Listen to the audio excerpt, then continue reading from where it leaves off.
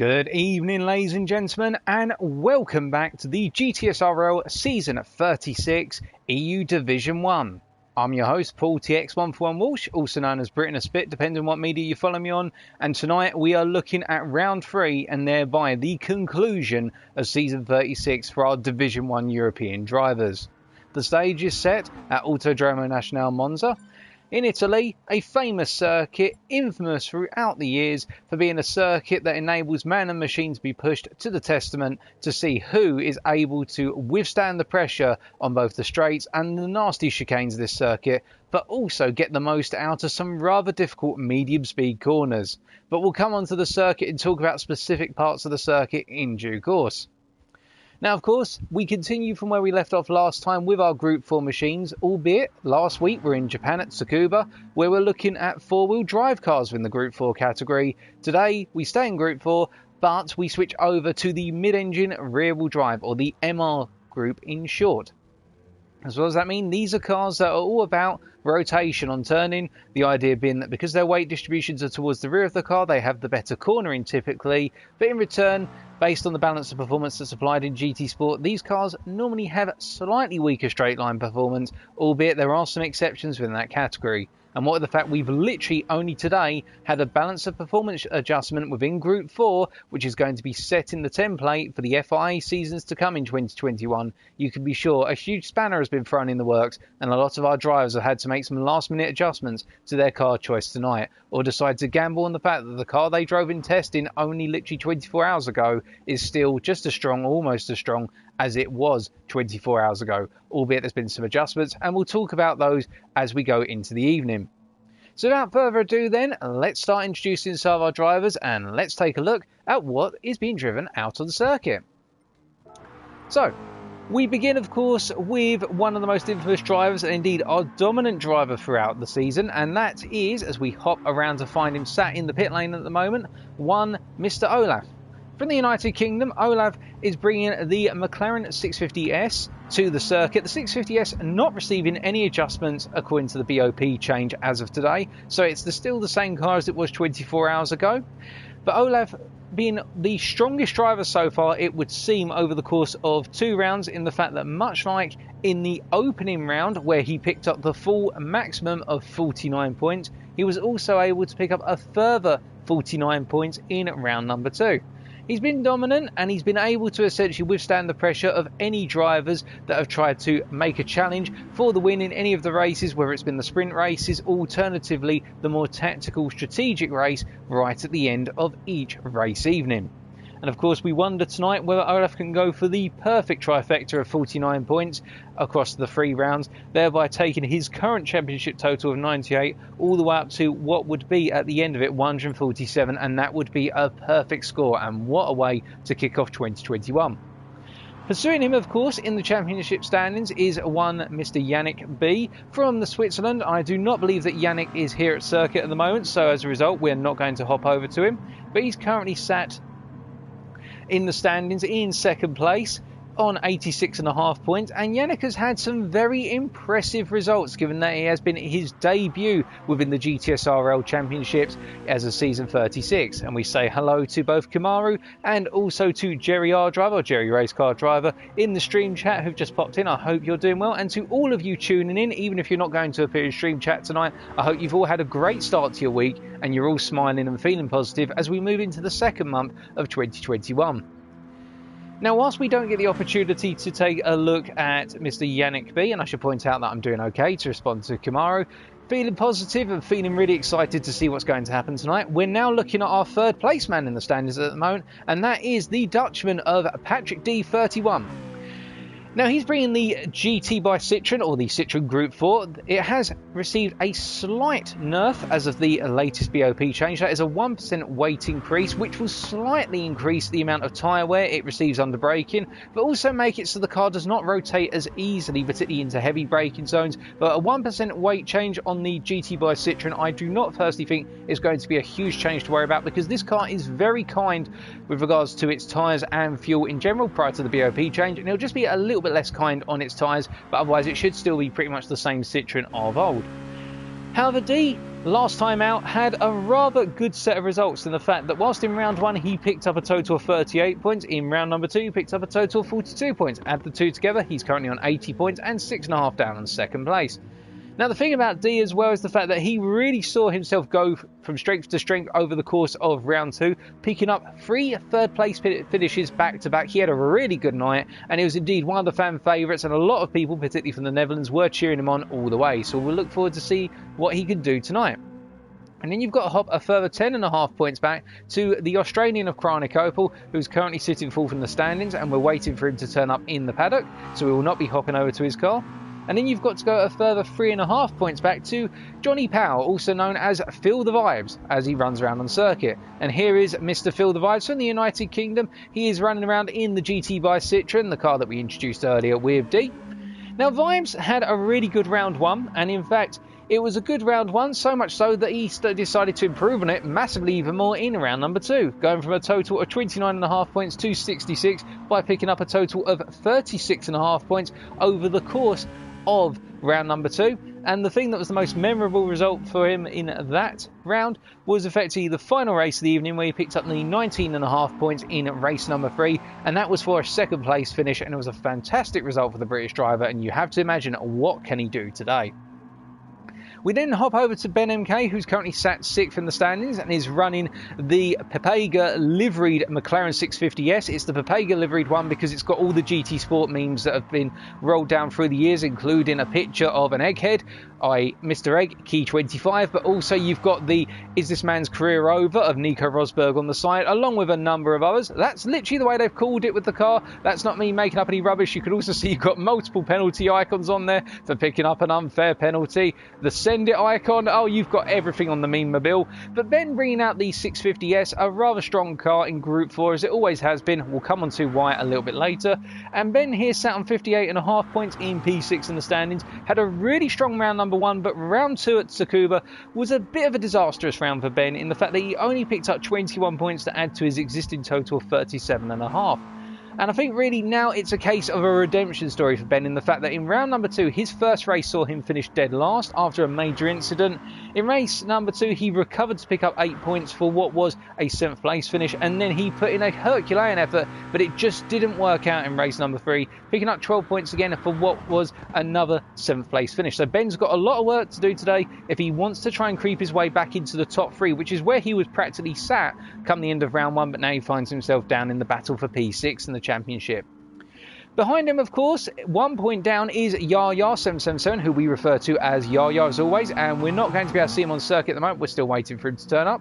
But one person we will very quickly introduce who's just turned up on circuit, I'm hearing, and we've actually hopped over to him as he's running in the very bright yellowy green McLaren 650S, is one Yannick 2000, the Swiss driver who is currently 2nd in the standings.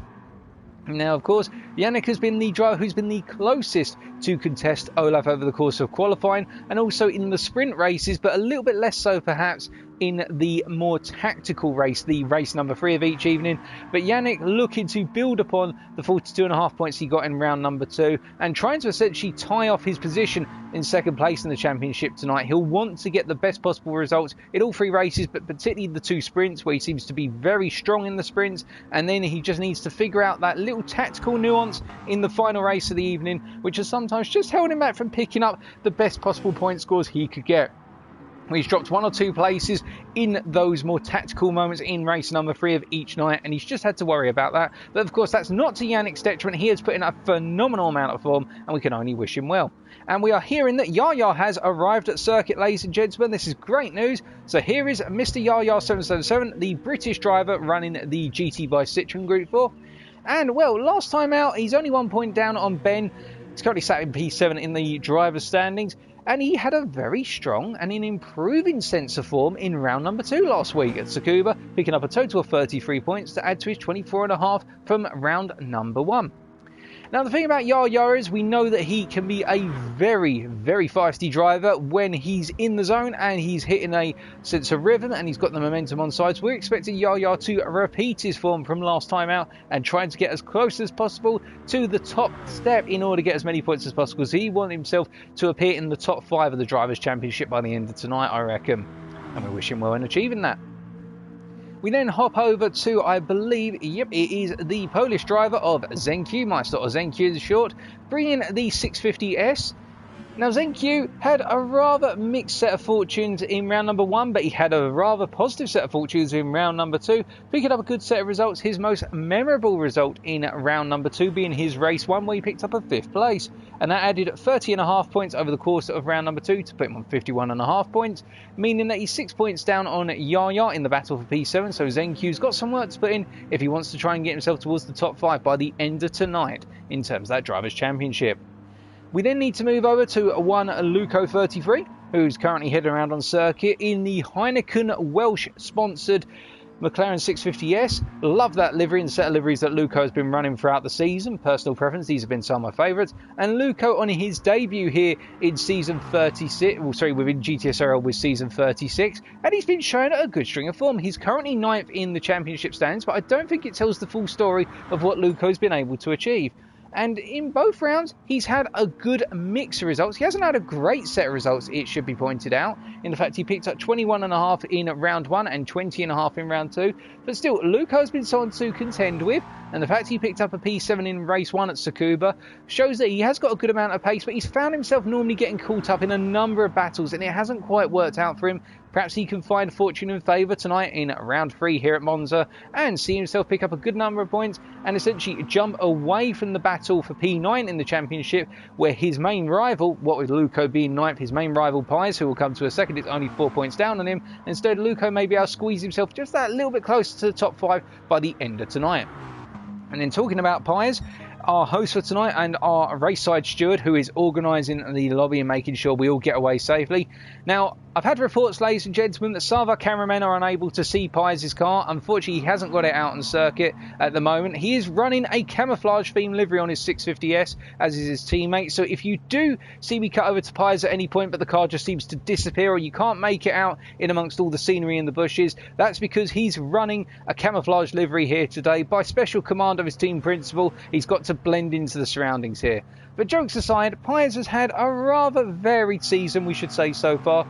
Hasn't had the best of runs, to be honest, albeit he's been very consistent. It should be pointed out in the fact he picked up 19 points in round number 1 and he picked up 19 points in round number 2.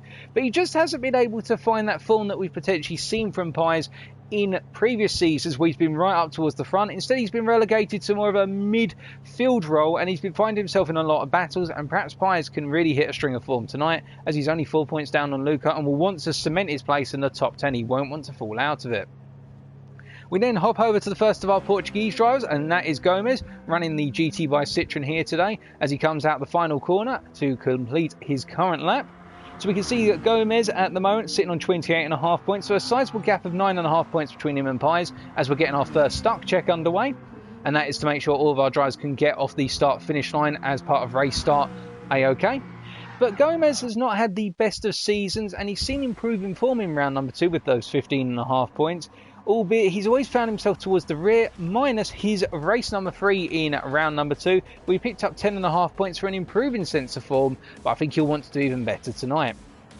And we're just going to get this stock check underway, and we'll get some camera panning over to our other drivers who we still need to introduce very shortly. So we're just waiting to get this start check underway, and you can see this is what it's going to be like in terms of our race starts here at Monza. We've got quite a spread grid in terms of the width of the circuit as we go to the green lights there, and everybody gets away safely. And the thing to notice between the two cars that people seem to be opting for, even the McLaren or the Citroën, is that the Citroën seems to have the initial launch acceleration advantage over the McLaren. But once we get up to full 5th and 6th gear, what with both cars having a 7-speed gearbox, the McLaren starts to get a little bit of an edge as you go up into full 5th and 6th gear compared to the Citroën, albeit the Citroën is more about the initial acceleration in its gears, the McLaren is more about its top end speed. That's the difference between the two, but everybody got away safely there, and now we're going to be resetting back to the pits because that is stock check number 1 complete and nobody got stuck. Thank goodness for that. And good evening to Benji. We do indeed like your livery, Benji. It's looking lovely. Or that's Ben MK if you want me to link your name up, so that way people don't get confused. And hello to Zoronic in the stream chat. Hope you're doing well, Zoronic. Or Z as I call you in short, my good friend. So let's introduce a couple more drivers then. We've still got a few to introduce. So next up, well, alrighty Ben. Next up, we are going to introduce one Stan Lee. So, another Dutch driver at this point who's currently leaving the pits, and he's bringing out the Citroen today. Now, Stan is one of those drivers who everybody wants to see a fantastic result from, but it hasn't materialised over the course of round 1 or round number 2, and it's been a bit difficult for Stan. Round number 1, it seemed as though he was just on the receiving end of some bad luck. However, round number 2, that bad luck seemed to be compounded by grid penalties, and he's got a grid penalty to serve today, has Stan after instance in round number 2. He's got a free place grid penalty for qualifying, and Stan only picked up a total of 9 points at Tsukuba, so he's got it all to do today to get into that top 10. He's only 1 point down on Gomez, mind you, with Stan having 27.5 points, but he's got a huge points gap to overhaul. He's got 11.5 points to overhaul just to get himself into the top 10, assuming Pies doesn't score any points, but of course, you get a point for finishing last. So we know that Stan's got it all to do today if he wants to get into that top 10. And continuing with our theme of Dutch drivers, let's also introduce our P13 man in the Drivers' Championship, and that is Ian, running the Citroen as well. Ian sitting on 19 points at the moment, having had a very, very rough round number 1. We took the gamble of running the Dodge Viper, but it didn't work at Interlagos in the FR races. And then he decided to switch things up and go for the overall preferred car of the Subaru at Tsukuba, and picked up a good 14.5 points to get to his total of 19. But he's got a lot of work to do, Ian has, in order to get himself up the standings. What have there been 8.5 points between him and Stan in the battle for P12? What have Ian been in P13? And the last of our drivers who we should introduce is the Portuguese driver of Vitor Knight, who's bringing the 650S today. Vitor currently sitting last in our Drivers' Championship with 12.5 points, having had perhaps the worst form of all, albeit that's not necessary to describe Vitor as a driver, it's just the way the cards have been dealt, in the fact that he's only picked up those 12.5 points over the 2 race evenings, and he's got it all to do today to try and get himself off the bottom stair of the Drivers' Championship. As all of our drivers come up to turn number 1, the opening chicane, once again you can see they're all testing the waters, getting for a feel for what's going to happen as they go into that corner. Some drivers getting nudged all over the place there, some resets also occurring, which everybody's got to be watching out for. And that is stuck check number 2 successfully completed, and we can introduce a couple more drivers who we didn't get to introduce earlier on. And hello to Wholesale, who's in the chat, and it was a bit of a messy pull off there, we're not going to lie. And hello to Johninho, or Johnny Hodgson, as I also know you as. So the reason why there are multiple stuck checks and not just one is because we sometimes have drivers coming or going, and also these stuck checks act as connection checks as well. So every time we conduct a stuck check, we'll normally get our lead hosting steward, so that is Pies1123. We'll get them to ask the question to our drivers: does anybody look like they're lagging, or do you see anyone lag, or were there any sort of random moments of contact or unexpected events? And so that gives our drivers multiple opportunities just to make sure that everybody's got the best possible internet connection. Also, it gives all of our drivers a couple of chances to practice what the run into turn 1 will be like, because a number of our drivers will have run practice lobbies up to today, i.e. over the course of the week they've had available to practice, but some may not have had that luxury, i.e. they've only been able to jump on for an hour and done solo practice, and so it just gives them a quick opportunity to get a feel for the race start, and also for a feel what it's like running down to turn 1 amongst other drivers. And turn 1 at Monza is one of the 7 wonders of the racing world, or the 7 disasters of the racing world as I prefer to call it, as we see D there picks up a 1 second penalty for cutting the second chicane. Now, one driver who we do need to go back and introduce, because he's freshly shipped himself over from Australia, is one Chronic Opel as we get our final stuck check underway. The Australian picking a very different car from everybody else here. He's bringing the Ferrari 458 Italian. Now, this is an interesting pick. This car was not affected by the recent balance of performance change, and the Ferrari is not known as a straight line beast within the mid-engine rear-wheel drive grouping of the Group 4 cars. Instead, it's more known as a fuel efficiency car and also one of the more handling orientated cars, but it's also quite a sketchy car with regards to rear tyre wear and how loose that rear end becomes. Once you've put some tyre wear in there, the rear end starts to open up, a lot less so than its Group 3 counterpart, I should point out, but it's something which Chronic is going to have to be wary of as we just hop over to him. In fact, we hop to the onboard here. One thing the Ferrari has over the rest of its opponents here, though, is a phenomenal launch off of the start-finish straight. And that is, if you're absolutely able to nail the start, you can get very good acceleration, albeit you've got to get absolutely perfect, and it will match the GT by Citroen as a minimum. So as they're all coming up into turn one, we're riding on board still Chronic to give you a feel for what it's like on board with a driver. And you can see he's going to take to the outside line, but he's had Pies decide to come through. I think Pies might have had some contact there. And all of our drivers getting very messy, and I can see a Honda NSX within the group there, as that is our third start check complete. And I'm just going to check with our stewards to see if there's anything that needs to be reported. And by the looks of things, no, we are not hearing of any issues at the moment, although we are getting a lot of people having a little bit of a tease at Chronic and some of the other drivers. Also for one other driver who I've noticed is bringing the Honda NSX. We'll point out who that is very shortly. But otherwise, everybody was saying this was going to be a McLaren versus Citroen shootout tonight. Well, we do have some gamblers in the works. And that is a good start check, so that is complete. And hello to Vincent Simmer in the chat as well. Hope you're doing well, Mr. Vincent. And indeed to Johninho, Wholesale. Let's hope you guys are doing well as well and that you're all smiling. And we're just going to try and find, as we get a time of day change. And we have got 10 minutes to go before we get qualifying underway. So we can talk a little bit more about the combination and also the Constructors' Championship once the circuit loads in properly. We're just waiting for things to tick over. GT Sport can take a little bit of time every so often. And we're waiting for our drivers to also ready up. That would be helpful so we can get our camera out on circuit.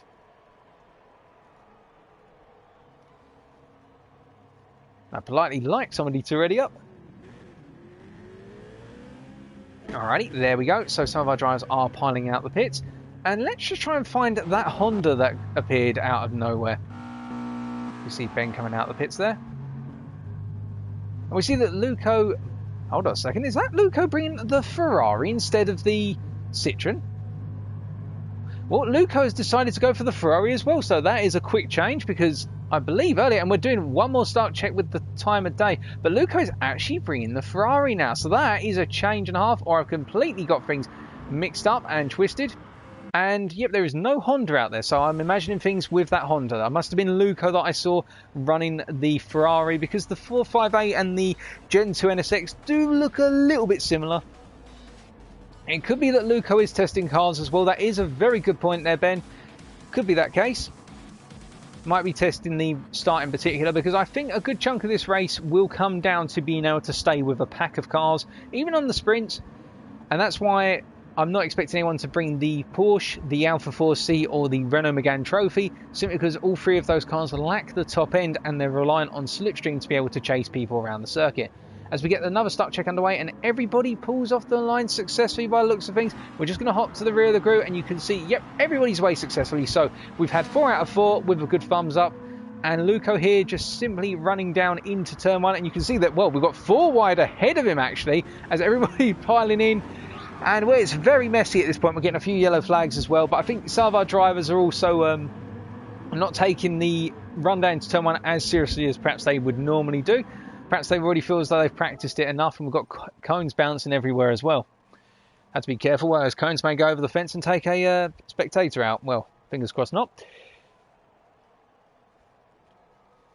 But whilst we are waiting in, let's talk a little bit about the Constructors' Championship, because we have got it all to play for in terms of who's going to be our winner tonight. We potentially have, well, we have 6 out of the 7 teams potentially in contention for winning tonight. And it's not a case of we've got outsiders here.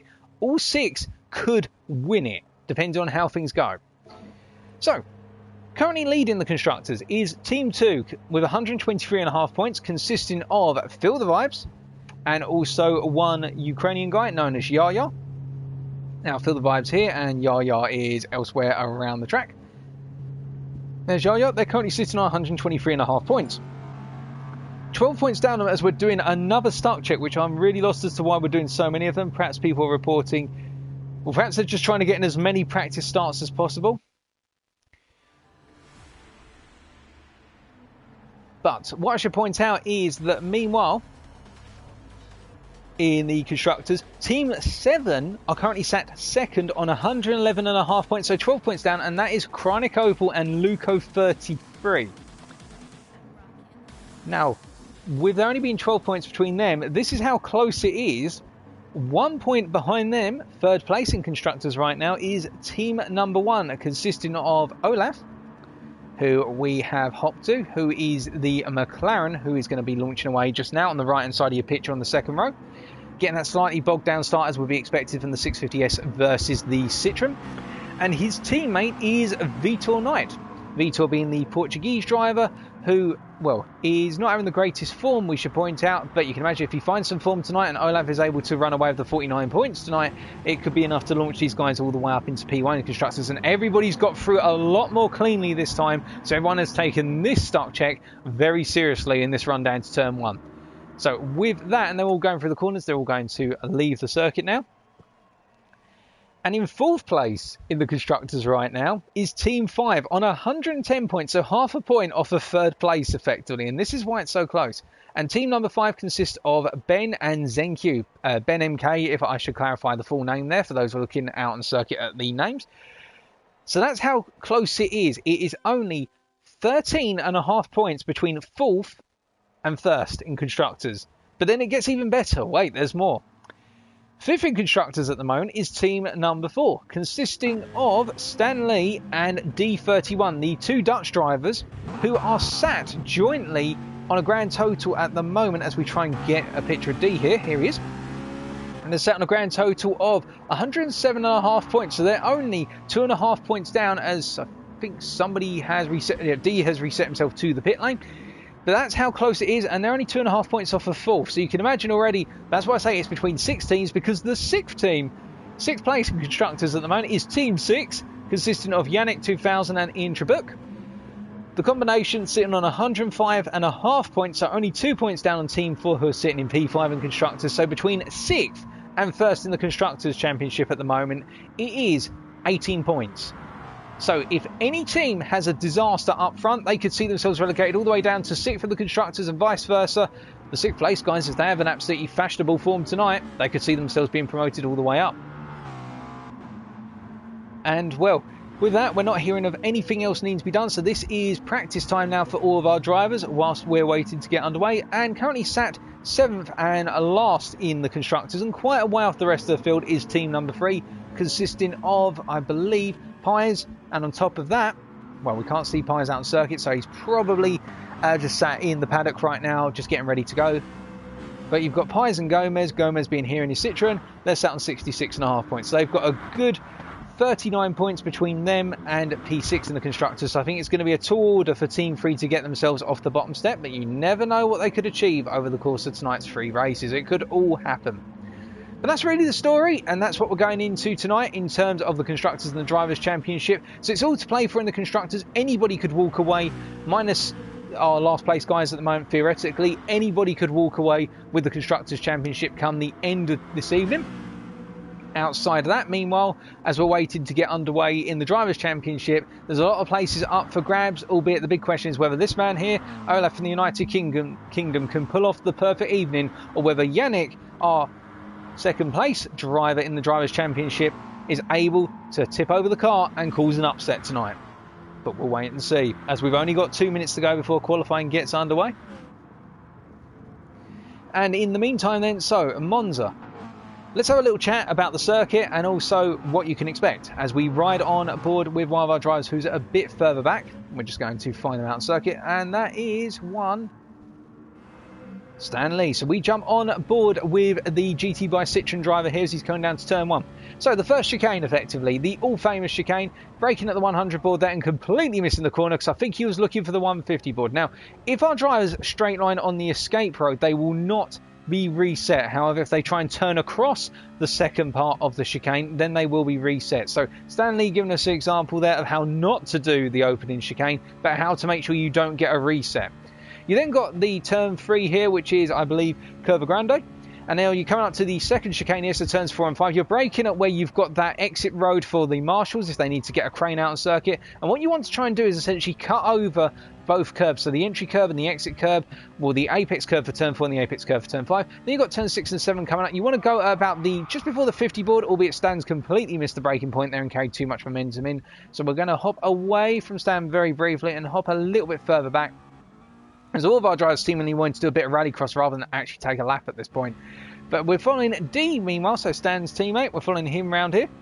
So he's going through Curva Grande at the moment and having a much cleaner lap by comparison. And as he comes up into Variante della Roggia, you can see here he's trying to cut it as much as possible, riding over both of the orange curbs. That's the target. You want to ride them as much as possible. Cut them too much, however, you're going to get a 1 second penalty on each one, technically.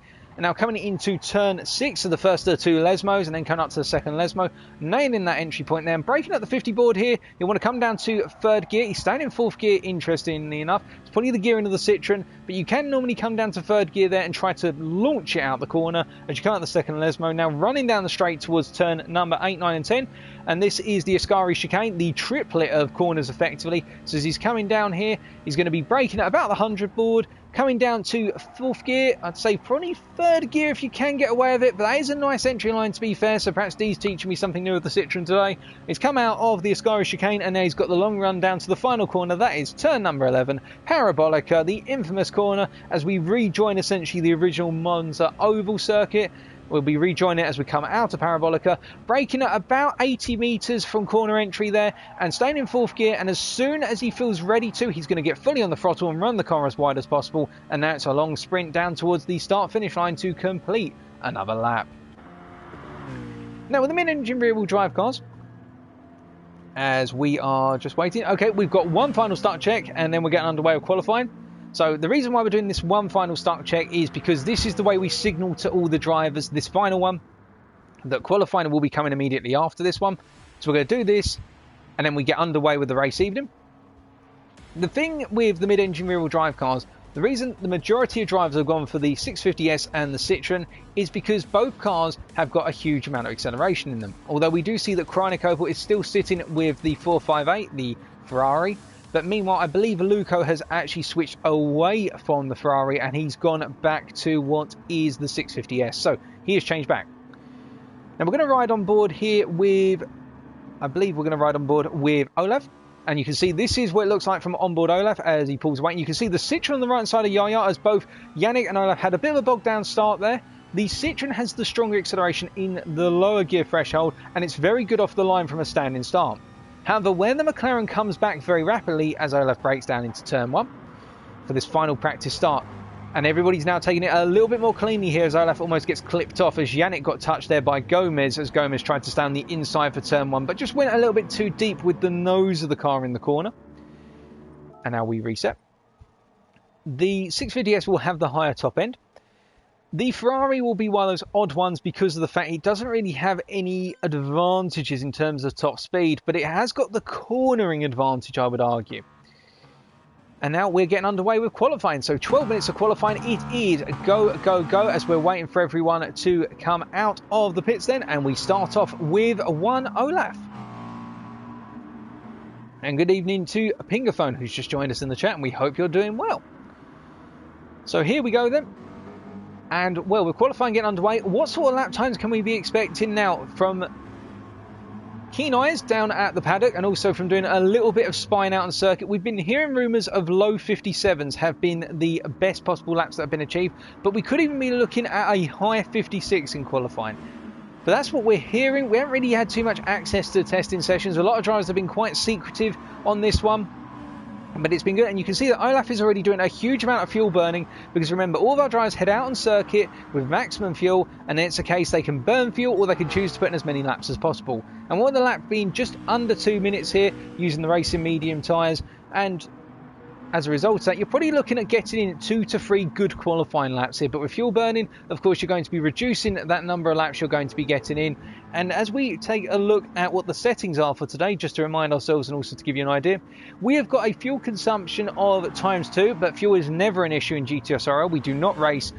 Well, in the main series, we do not race with fuel depletion being a major consideration. It's just there so that way the car evolves over the course of the race to its maximum possible. But we've got a tyre wear multiplier of ×5, which will come into effect over the course of the latter part of the races.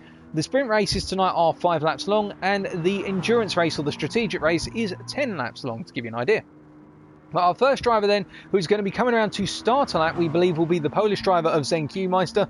Now ZenQ, of course, is known to be a very fast driver, not necessarily in qualifying, but he can be fast in qualifying, but more so in the race. And he gets very, very lively in the race. He'll go for those moves which you wouldn't expect a driver to go for. But now we ride on board with ZenQ as he begins on that, and we'll give you another tour and we'll break things down. So you're going to see with the 650S, he's going to be trying to upshift not too late into the rev range. You won't want to go all the way up to that 9,000, and he'll be coming up to turn number 1. He'll be coming up to the first chicane in 6th gear rather than 7th gear here, braking at about 125 metres and really crunching it down through the gears. That was really controlled under braking, although he got the front right wheel too caught up there on the apex curve of turn 1, which meant he got flung a little bit wide when he tried to turn in for turn 2. But now coming through Curva Grande, you're going to see he's going to go up through the gears once again, keeping it as tight to the right hand side as possible. Perhaps a little bit too aggressive with the steering input there. You might want to be a little bit calmer with the steering input through Curva Grande, but he'd need to take a wider into tighter entry. And now coming up to the second chicane, braking at that Marshall's Road there on the right hand side, and he comes in, goes a bit deep on the brakes there, but he does nail the second part of the chicane very nicely and rides the entirety of the orange curb there. And now he's coming up to the first Lesmo, so braking at about 50 metres. In fact, he's gone beyond the 50 metre board. Very strong on the brakes there in that McLaren. He's getting on the throttle nicely in 4th gear, and now he's going to come up towards the second Lesmo here, braking at that 50 board. Does he do a downshift to third? No, he drifts it in 4th gear, keeps the car very planted after that initial drift on entry, and now he's got the long run down towards the Ascari chicane, so he's going to go back up through the gears once again. Just simply pushing through, and I should point out it will say automatic transmission there, but note that not all of our drivers use automatic even though the game says so. It's a glitch. Now you've got the 100 board there, which he's braking down for, turning it in 4th gear, and I think he's just lost a little bit of momentum he could have carried through there compared to what we have seen, but still a good run for Ascari, and now building up more and more speed here, up into 5th once again, got the long run up to Parabolica now. Will we be seeing the McLaren go all the way up into 7th gear? It's quite unlikely. I think he's going to try and stay in 6th gear, and that also burn a bit more fuel by doing so. But as he comes up to Parabolica then, braking very late for Parabolica, and having to essentially shut the car, and I think he broke a bit too late there, because he's actually had to drop it to 3rd gear, and you'll note that he had to use 3rd gear to stop the car from drifting further and actually break its momentum. So this is not going to be a perfect lap from ZenQ as he comes across the line to complete what is a 1 minute 58.5. Behind him, however, we've got Gomez, who's on a flyer in his Citroen, and that is going to be a 1:58.0 as we got Luco coming through to a 1:57.8. So Luco taking provisional pole, and now we've got Ian coming through, the Dutchman here, who looks to be hitting a 1:58. It's a 1:58.9. Then we've got Pies coming across the line now to complete that at 1:58.8, and that's Feel the Vibes. The British driver coming across in his own Citroen with Yaya just behind him, as all of our drivers are trying to come through. Vibes having a disastrous opening, as has Yaya, so I think they've been doing a bit of fuel burning, and now they're going for an attack lap.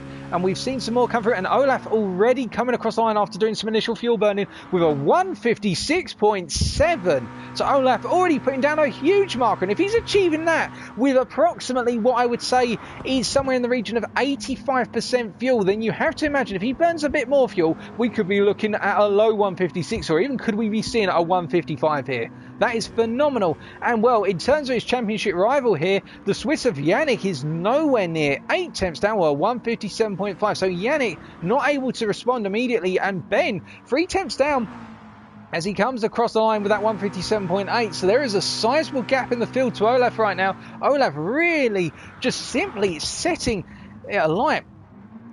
And as we're looking back and forth across the field at the moment, in terms of anybody else who's thrown in surprises, well, we have had some disaster laps for some of our drivers, as we've got D, who's currently on a better lap in his Citroen, a 1:58.6 with his previous one, and he is already improving, but we're not seeing too much in terms of change up the front of our qualifying times right now. We can see that Luco has actually had a really good qualifying lap. He's opening like that 1:57.8, puts him 1.1 seconds down on our provisional pole sitter at the moment, but he's only 2 thousandths off of Ben in P3.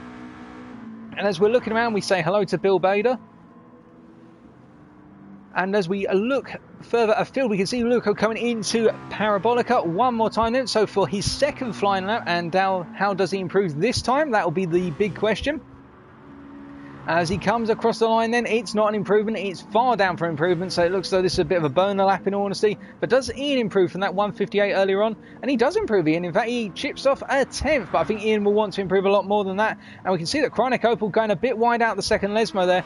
And it's one of those awkward ones, the second Lesmo. You don't want to run too wide out of it, because whilst it looks as though you've got a lot of curve to run out onto, I can assure you there's a lot less grip on that green part of the curve compared to the red and white curve. You don't want to run off there, because if you get pulled into the sand trap, well, it's good night Mabel. But anyway, with the Australian coming through in the Ferrari, and now where the Ferrari is going to be strong compared to the others is particularly through the Ascari chicane and also the Lesmos, because the rear end of the Ferrari will come loose a lot more easily by comparison. But unfortunately, he's picked up a half-second penalty for just cutting a bit too much of the third part of the Ascari chicane there, and that's one thing you can do. You can just get a tiny bit greedy, but the Australian was trying to literally take the full cake there, and he wasn't able to take the full slice. But as he comes through Parabolica then to, I think he'll probably hop into the pits here, it's a case of he's going to have to go again to improve. But the slowest driver at the moment with a 218, albeit I think he's improving here because, well, he's coming through Parabolica at the moment, and that 218 is definitely not indicative because that is 21.5 seconds down on provisional pole. I think Vitor here could be on for improvement, but how much does the Portuguese improve? I don't think it's going to be a sub 2 minute lap for this one. I think it's going to be about a 2 minute 2. It's a 202.0. Well, it does pip Stanley, funny enough, but does Stanley respond? We will wait and find out as he's about to come across the line, and he does not respond so far, but Stan's got a lot more laps to do as we're coming down to the final half of qualifying now.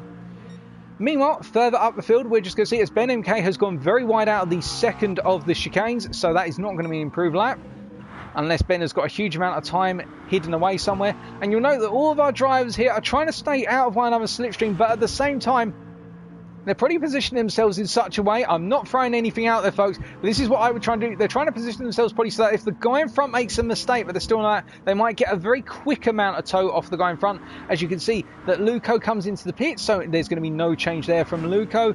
And, well, I say about changes, you'll note one thing, in fact, that Ben is currently on a, well, it said purple there. He's improved to 157.2. That was a little bit confusing, but he's definitely closed up the gap to Olaf, albeit Olaf is probably preparing a lap at the moment. But Ben moving up into that provisional P2 and doing a little bit of tyre wear, or tyre warming there. I don't think he needs to do it, but improving significantly. And Yaya, we should point out, has moved up into P3 whilst we've been looking further around the field. We're 157.5. But as it's all going around at this point, and we say hello to Robert Dimacuro, one of our EU Division 2 drivers, who's in the chat, and we hope he's doing well.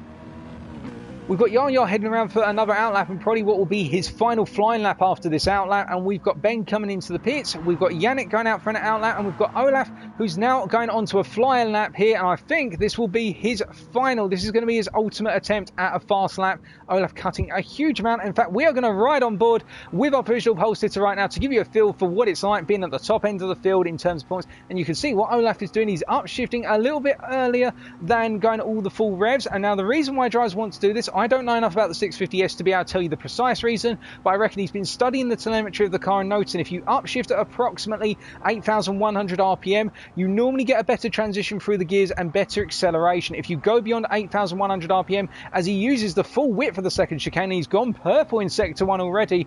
If you use the full rev range, what you effectively do is you burn more fuel, but not at the cost of better acceleration, or you get less efficiency out of the gear. So that's why he's doing these earlier upshifts, but of course he's gone very close to binning the lap there. That went onto the grass on the entrance to the second Lesmo. He just caught it. That was a very good catch by Olaf. I'm wondering if he's a fisherman in real life, but that was a very good catch.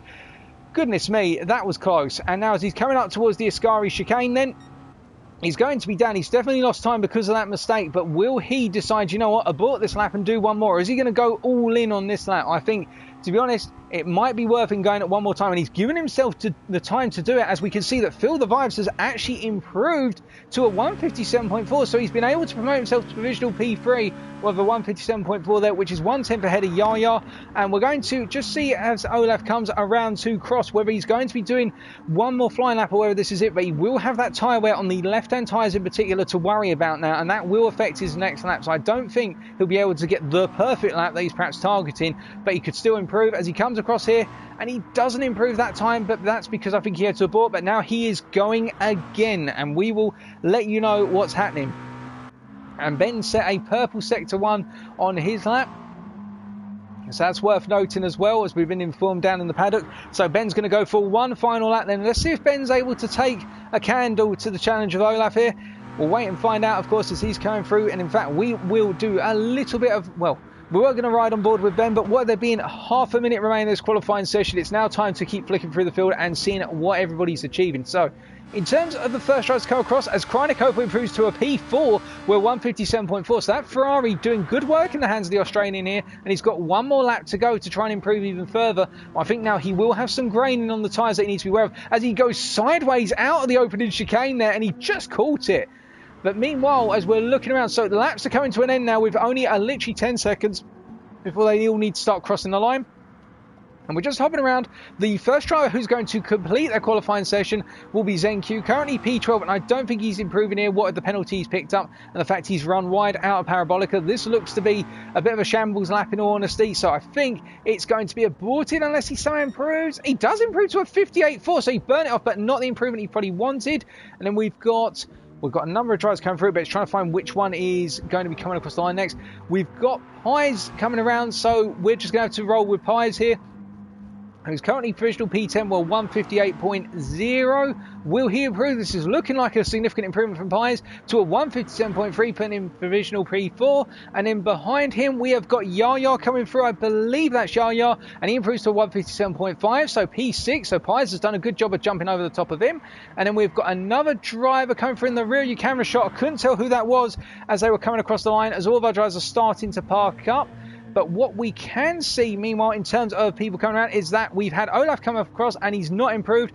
Feel the vibes, well, he's there, and Yannick has not improved from that P7, so Yannick's starting very far down, and he's got Ben MK going to improve. He's on a personal best, and Ben MK comes across, and that is pole for Ben MK. So Olaf is not going to get it all his own way of a 156.7. The Brit has usurped Olaf. It's happened, ladies and gentlemen. We have a new pole sitter. We've still got people coming across, but that is a phenomenal lap from Ben.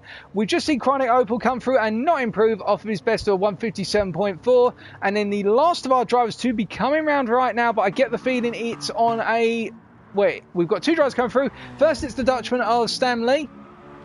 And well done to Ben, as Stanley's gone very wide out of Parabolica here. And well, he hasn't launched himself off of that orange curve there, as what happened to, I believe it was an F2 driver in 2019. We don't want that happening again. That was a horrific accident. But Stanley does improve to 159.1, but it's not enough to get him off the bottom step of the grid. And we now got Vitor Knight come through, and this is not going to be an improvement, with the lap being into the 2 minutes already. So that means, ladies and gentlemen, for the first time in EU Division 1 Season 36, we have a new pole sitter, and that is Ben MK on a 156.7. He will be joined alongside on the front row by the fellow McLaren driver of Olaf with a 156.7. Only 300s between the two of them, and then you've got 4 attempts back to Feel the Vibes, who will start off our second row, and he will be joined by Pies, who did a phenomenal job this time in qualifying. The third row is started by the Australian of Chronic Opal, and it'll be Yaya alongside him. We then got the Swiss of Yannick, who's going to be starting the fourth row off, and alongside him will be D, the Dutchman. And then the fifth row will be started by Luco33, and alongside him will be Gomez, the Portuguese. And then we've got Ian, who's going to be starting off our sixth row from the Netherlands, and he'll be joined alongside by the Polish driver of Zenq.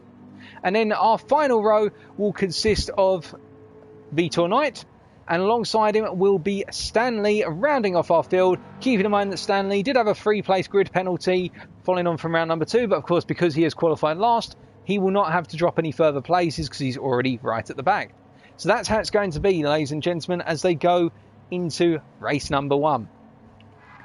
And now what I would advise, whilst we've got a brief period of time and Ben's doing some celebrations on the first chicane, which is understandable because he's had to work hard for that, it's time, if you haven't already, to go grab yourself a drink, go grab yourself some snacks. I've got my bottle of water beside me because I get the feeling that everybody's going to make me lose my voice by the end of tonight. And well, let's see what happens come race number 1.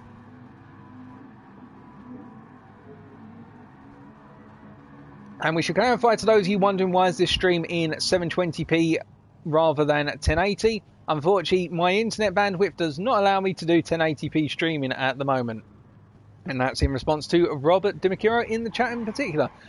I am considering one day testing 1080p 30 FPS, but at the moment 720 is the most stable stream I can achieve. But never say never, we may be able to achieve something better in the future. But I hope the stream's coming through all right regardless of that. But I can understand, obviously, we want better streaming quality.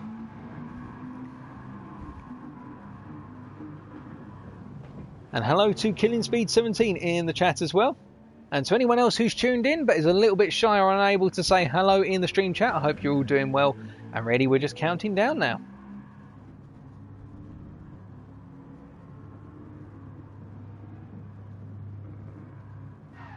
We've got a couple of our drivers right now deciding to go for a very quick toilet break before they get underway. And hello to Driving Dutchman, who's just popped into the chat, and I hope you're doing well.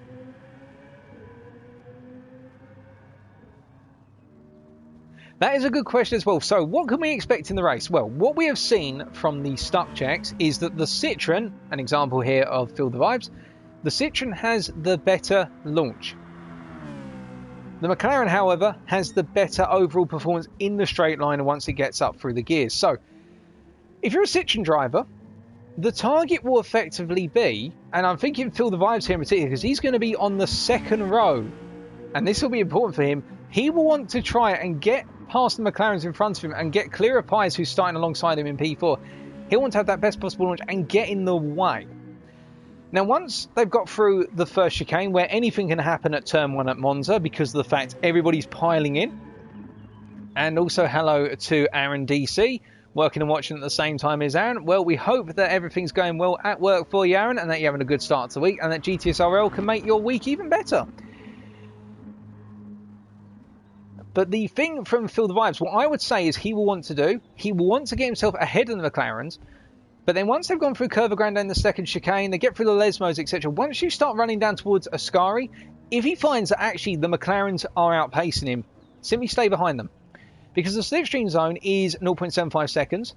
And whilst the Citroen may not have the straight line speed by default, by its raw nature, what he can do if he stays in the slipstream with a McLaren driver who's on equal pace, which the guys around him should theoretically be, it will enable him to use their toe just to pull him away from everybody else who's chasing after the top 4, let's say.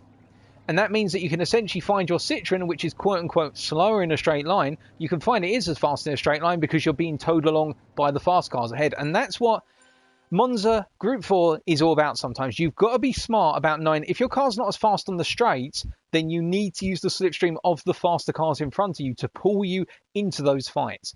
And that's what happens normally in FI Manufacturers Series, and why you sometimes see these really slow MR cars or slow FR cars by comparison, such as a Toyota 86, suddenly appear out of nowhere towards the front of the field.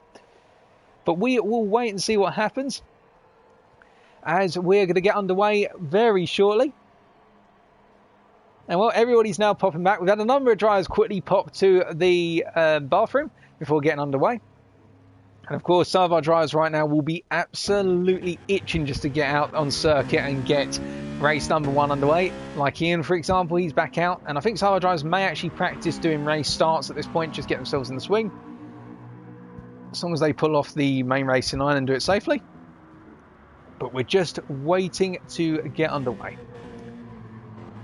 Now, from the perspective of Chronic Opel, our Ferrari driver, the story's a bit of an odd one because he doesn't have, as we can see there, that Vito had to take emergency action to avoid Ian. The key thing to really think about with regards to the Ferrari of Chronic Opel is that he will be the strongest car in the more handling orientated parts of the track. So the Lesmos, as we're getting word in, no word at the moment about race start just yet. Sorry, that was a false alarm. But in the Ferrari, it's going to be a weird one from Chronic, and I'll be interested to see what he does with the car over the course of race number 1 and how far he moves up the field. Because I think it is going to be a good split between the McLaren and the Citroen. To be honest with you, I'm a little bit surprised we're not seeing any NSXs here, but I think that 1% weight increase on the car with the recent BOP change, plus the fact the NSX only has 6 gears, just rules it out of being the most competitive here. And I think that's why you've got the Citroen McLaren split. We wish all of our drivers the best of luck, of course. And I'll tell you one thing, if somebody was to whip out if somebody was to whip out a Megane trophy for other races tonight and was able to pull off a podium, I would be in hysterics because I love the Megane trophy, but I know it's not fast enough, as we are going to be getting race number 1 underway, ladies and gentlemen. Here we go. 5 laps. Who's going to come out on top by the end of it? It's anyone's guess. Here we go.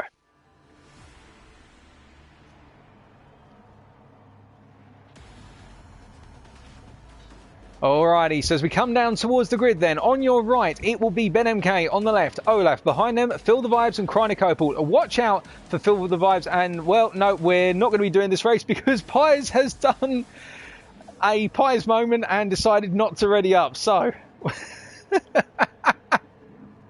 So we are aborting this race before it even gets underway. I was going to say, I don't remember the Australian qualifying P4, that was Pies who was P4.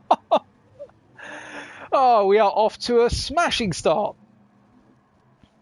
Well, actually, I say that we could be off to a smashing start if somebody gets it wrong under braking into turn one. So we're going to abort the race and we're going to ready up and go again.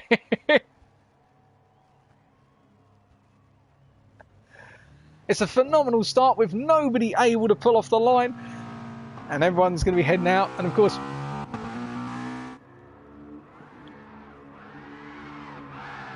And we say hello as well to Temptation79 in the chat. Hope you're doing well, Tim. I think you're having a good start to your week. And Ben here doing a little bit of drifting down towards turn one. I think Ben's got the Tokyo Drift vibe as he sends bits of barricade left, right and centre. And of course, that's one thing our drivers will need to be worried about is the fact that if you get some of those white bollards, alternatively the big red bollards, which you see at the apex, sorry, just off of the apex curbs of turns 1 and 2, if one of those gets knocked out into circuit, I can tell you now, ladies and gentlemen, you can launch one of these cars off of them. If you hit the fin end at the top, if it's been rolled onto the circuit and you hit it clean, you'll be launched up into the stratosphere, and you do not want that to happen, particularly if you race in cockpit view. It's scary. But here we go then, attempt number 2, race number 1 coming right at you.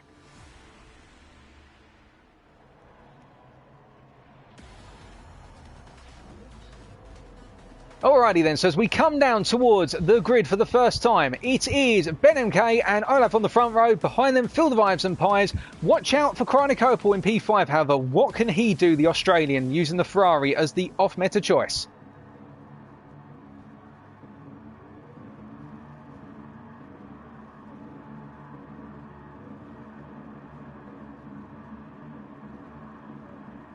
And it's lights out and away they go, and immediately all of our drivers getting off well, and Phil the Vibes going for it straight off the offset and going for the Moses manoeuvre. But you can see that Ben MK has actually had a very strong start initially, and as they're all heading up towards turn 1 now, it looks as though that Citroen is not going to get the run on both the McLarens, and he's going to have to go to the inside. As there's been contact already, there's been huge contact behind, and somebody has been knocked for 6, but everybody's making it through unscathed in terms of a reset. But I do think there was some contact onto the back of Pies' car there. We're not 100% sure who got whacked in the back, but they've all made it through the opening chicane intact in the end. But it's been all changed on Zenku, already on a charge up to P11, battling side by side with the Intrabook, and he will be on the inside for the second chicane initially to go to the outside of turn 5. But as they all come down to the braking zone, you can see Phil the Vibes has done what he needs to do to get ahead of Olaf, with Yaya now up into P4 and Yannick getting it a bit wrong there coming out of the second chicane. In fact, Pies is up into P5 and D finds himself in P7 as a result of all the chop and change. But meanwhile, further back, look at Chronicopal. He has lost out massively with everything that's happened over the opening sector. The Australian now down in P9 and will need to find a way to recover as he goes deeper and deeper into this sprint. Now, as he comes along down towards the Ascari chicane, you can see that Yannick is going for the return move on Pies here, and look how already the gap between Yannick, Pies and then P4 and upwards has opened up massively here. And as they're all coming down towards the Ascari chicane, you can see that Yannick has got it done, and Pies, I think, lifted out of it there, and Yannick decided to go as deep as he could on the brakes. But there's a 2-second gap between 5th and 4th, and that means we already have the 2-pack race forming, as Yannick now will need to do everything he can to try and chase down the race leaders. But you can see how by forming into packs now they're going to be in the slipstream wars. And speaking of a war, D and Gomez going into the Parabolica, and it looks as though Gomez has gone for the move on the inside, and D tried to shut the door, but Gomez has got it done initially. So after one lap, it is Ben MK ahead of Phil the Vibes with Olaf deep behind him, then Yaya in P4, Yannick in P5, Pies in 6th, Gomez and D still battling for P7. Then behind them you've got Chronicopal who's trying to get in the mix, albeit that Ferrari just doesn't have enough legs right now, and they're going to go 4 wide. I think Chronic's been knocked a little bit onto the grass there. D's going to have to be careful and wary of the fact he's got a fast charging Ferrari behind him, and behind the fast charging Ferrari we have got Luco as Chronic is trying to hang it around the outside. Oh, and there's been a huge contact, and there's been quite a bit of ping pong there, multiple cars. What on earth happened there? We're going to take a look back at that and ride on board with the Australian here. So he got nudged wide initially by D, but he calmed down after that. So as they went into turn 1 then, heavy braking, right, so well, it looks like Chronic Opal knocked D, who got knocked into pies. D got spun out, and yet there was contact between all the cars. That is very unfortunate, but it looks as though, well, it was an incident primarily between Chronic and D, which kicked off that whole chain reaction there as we went into turn 1 for the second time of asking, and it's all been restored now, but that's really opened up the path. As you can see, whilst all that was going on in the battle into turn 1, Feel the Vibes has been overtaken by Olaf, but you can see how Vibes is just staying in the slipstream of Olaf here, and whilst that gap is starting to open up initially, it closes back up, and Yaya behind, meanwhile, will get ever more frustrated in the fact that he cannot catch a Citroen that has got the toe of a McLaren in front of him. So Yaya right now will need the two of Head to fight, alternatively for Feel the Vibes to fall off the back of Olaf's car, as Yannick now needs to try and find a way to catch up to Yaya, and he is doing so. He has already taken out 7 tenths over the course of this lap, I should point out, ladies and gentlemen. The Swiss is on a charge right now and looking to get into that fight. Oh, then we can see in the rear of your camera shot, ZenQ going really wide there and having to return to the circuit. Now what's happening here, because Gomez is just parking up, and you can see that ZenQ is just spinning all over the place. Let's find out. There must have been some contact. So coming up into the Ascari then, it looks as though Gomez was on the inside versus ZenQ. ZenQ just turned in towards him, and I think he got knocked as a result. I don't think ZenQ expected Gomez to stay there, and in return, Gomez kept his nose in on ZenQ. Well, I think, I'm not going to call on it whose fault it is, but I think one of those drivers could have given way, if not initially into Ascari, then at the midpoint. Now, I don't think that was a necessary incident that needed to happen, but still, it's happened now, and it'll be to the stewards to worry about if somebody submits a report. But outside that, you can see how we have got 3 little packs, and Pies finds himself in a lonesome P6 ahead of Luco, as meanwhile, you've got Chronic Opal battling with D, and Vitor Knight cutting a huge chunk out of turn 2. I think Vitor's going to be picking up a penalty for that, surely, because that is a huge cut and a half, and well, it is a half-second penalty as a result of it, and he will need to burn that in the designated penalty zones, the next penalty zone for Vitor will be in the run down towards the Ascari chicane coming out of the second Lesmo. And D right now being a bit of a cork in the bottle in the battle for P9, and we've got them all going 3 wide, almost 4 wide in fact. What on earth is going on here? They're all simply letting it go. I think there's been a lot of pent-up rage over the weekend because they've all let it go, and D's still holding on to P9. D will probably be singing happily to himself, but Chronic Opal and also Ian there just getting caught in the mix, and it all went horrific. Let's find out what happened there. So as we ride on board then with Ian, so you're going to see Ian's at the back of all this, and they're all fighting one another, and I think Ian just tried to squeeze himself down on the inside, and he went onto the grass under braking, and that's what set it off. As Vitor and Chronic came side by side together, Ian just didn't have the ability to stop the car because he touched the grass. So that's unfortunate, but it seems to have settled back into a rhythm and an order right now as they're coming up towards the Ascari chicane, and Ian is drifting his way into turn 8. But meanwhile, up front as we come to the end of lap number 3 and move on to lap number 4, it's Olaf still ahead of Feel the Vibes. In fact, hold on a second. Correct me if I'm wrong, but Ben has dropped really far down. What on earth has happened to Ben? Because wasn't Ben in P1 earlier on, and he's dropped all the way down. In fact, we're going to double check some lap times here, folks, because Ben has had a disastrous lap 3 because he's dropped down to a 2-minute there on lap number 3. So did he get it wrong somewhere? We didn't get that on camera, unfortunately, for you, but Ben has dropped down, and that means Yaya now has the toe of Ben. But of course, the funny thing about this is, well, I say it was going to be funny. Unfortunately, Vibes has dropped out the slipstream of Olaf, so Olaf has turned on the wick here, and I think that means Olaf now is going to try and break away. But Ben will have to contend with the fact he has got a Citroen behind him that will just simply tie itself to the back of his car and be towed along, and he'll want to be towed along, Yaya will, because he's got the fast charging Swiss, who's only a second behind him now, and only a quarter of a second off of the back of his slipstream. But really, this is the battle for the top 5 at the moment. And then you've got a 6.5 second gap from P5 to P6, and Pies just minding his own business right now in the SAS mobile. Who dares spins, as it says on the front there. Well, Pies will not want to spin, as Luco is only 1.5 seconds back, but it's quite spaced out between the two of them. And then we've got Stanley, well, 1.5 second penalty. Surely he's picked that up from one of the chicanes as he's going wide there into Lesmo, and he's let his teammate through. That is teamwork there being demonstrated in the fact that he's just let D go, because he knows he's going to hold D up as he tries to go into the burn zone here coming out of Lesmo 2. I don't think there's any team orders in effect. I think it's just simply Stan being smart about when to lift out. As we're coming down now, and we can see that Chronic Opal on the back of Stan's car, and surely Stan will need to burn that penalty. If it's not here, I must... Yeah, he's burning the penalty. He's putting off racing line, and Ian and Vitor are coming up behind him. But the problem is that Ian had to go through the ghosted car of Stan there, and I think that's because he was side by side in the battle with Vitor. But everybody's made it through safely, so I don't think anyone's going to raise any eyebrows. As we can... Hold on a sec. What on earth is happening here? We've lost half our field. We're losing all of our field? Well, we're coming on to the final lap, but we've only got 5 drivers remaining. What on earth has happened here? It's all kicking off at Monza, and it wasn't just turn 1. And we've lost a nut. We're losing everybody. I think the GT Sports servers are having a bit of an odd day. Yep, it's all crashed.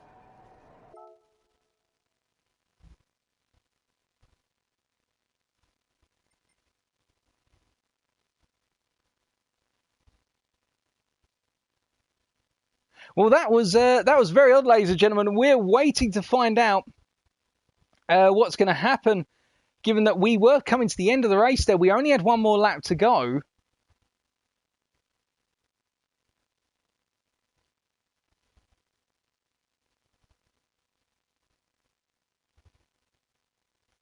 I'm just waiting to hear anything from our stewards right now, but that was, and also just simply from our drivers, but.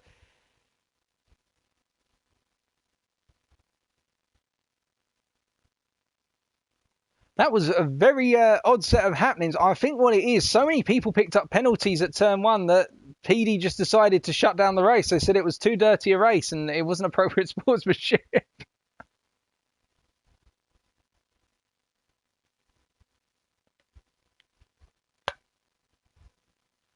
No, that was shaping up to be fantastic, but unfortunately then we've had that disconnect. So we're just waiting to hear what is going to happen. And in the meantime, we'll find out for you, Ghost, very shortly what's going to happen with regards to the next race. But the server got T1 Monza, Johninho says. That is true.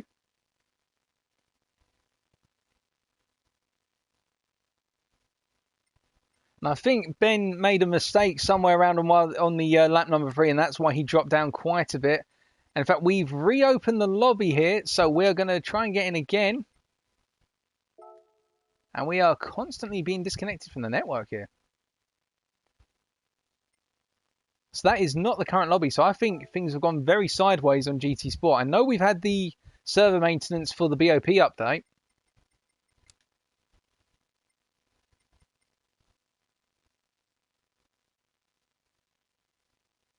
Yeah, and no, everybody's reporting that they can't rejoin the room. So I think the GT Sports servers have gone a little bit upside down.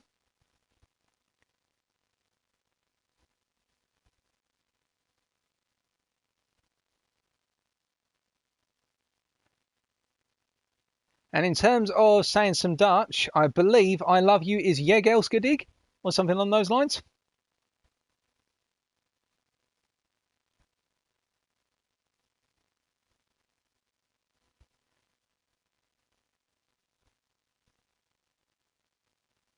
Or Jeg elsker dig, I don't know how to say it. There's a long story behind that one, but I'll tell you that story another time, not on this live stream.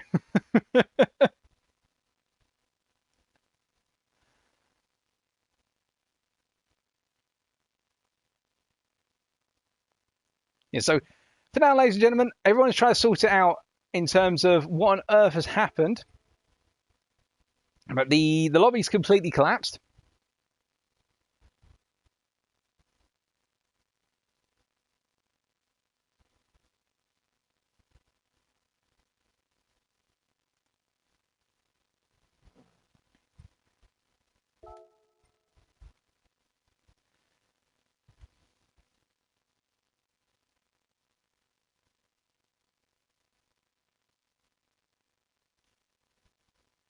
But yeah, a lot of drama.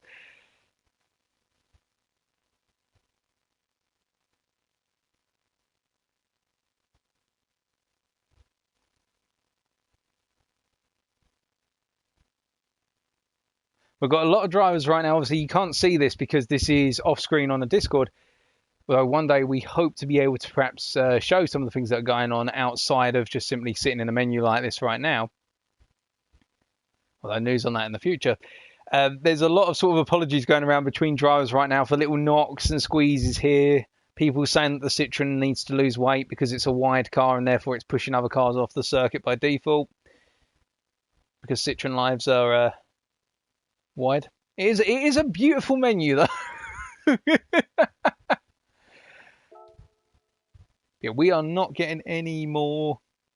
Now let's see if we can create a lobby just in case it is the servers going completely down.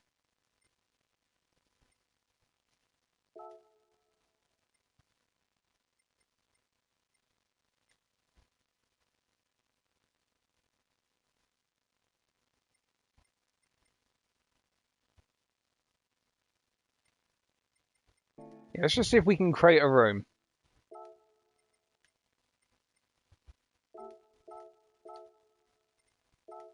So start off with that.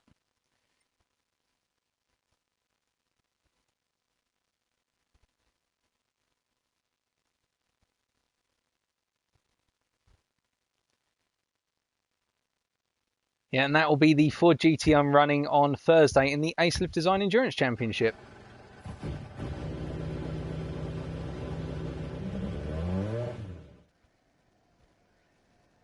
Okay, so we can create a lobby.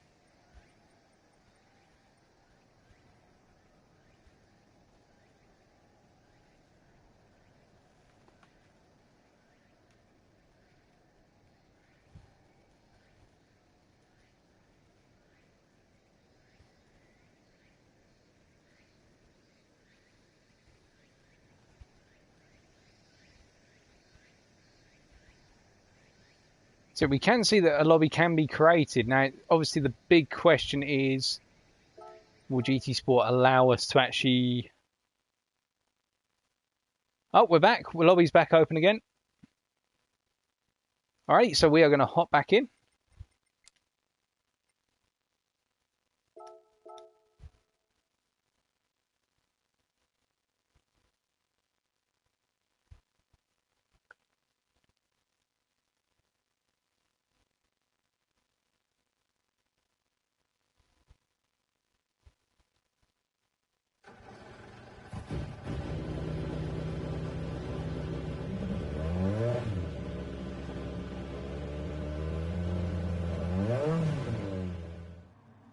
Alright, so we are back in the lobby and, well, everything's not upside down, so that's always great.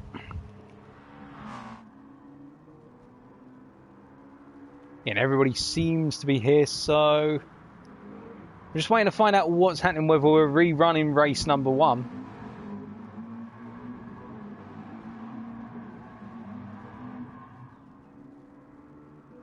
And we will just very quickly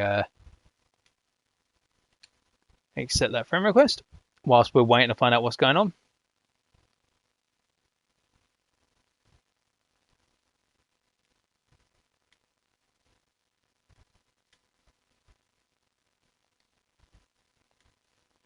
But I'm just going to find out, ladies and gentlemen, for you what is going to happen with regards to the next race. Also with the current race.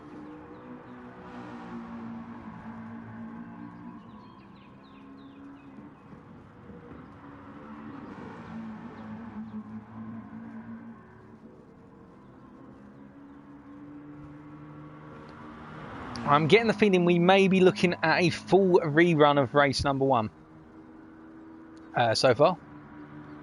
Yep, we're going to be right. Okay, I've just had it confirmed to me. We're doing race number 1 again, but I think we're going to start off with a stuck check to make sure everybody can pull off the line before we do anything.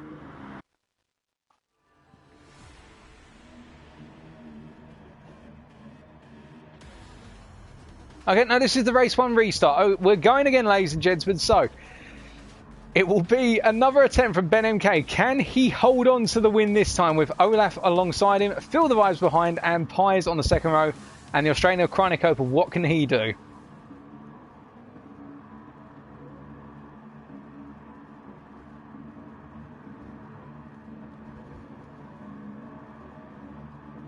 So it's lights out and away they go once again, and Pies has got stuck on the grid. That is a disaster for Pies. And well, in fact, because of the fact that a number of drivers behind had to take emergency action, and this time these Citroens have not had the best of runs off the line, although Phil the Vibes are saying that he's going to go for pretty much a repeat of what he did on race number 1, in the fact that he's got in alongside Olaf there, and behind Yaya is trying to tack onto the back. And you'll notice this time that most drivers have had a much cleaner run out of the opening chicane at turn 1. So I think everybody's just trying to get through this one safely and not cause a big upset of the car. But Pies, well, Pies is still running, so Pies, I think, jumped the start.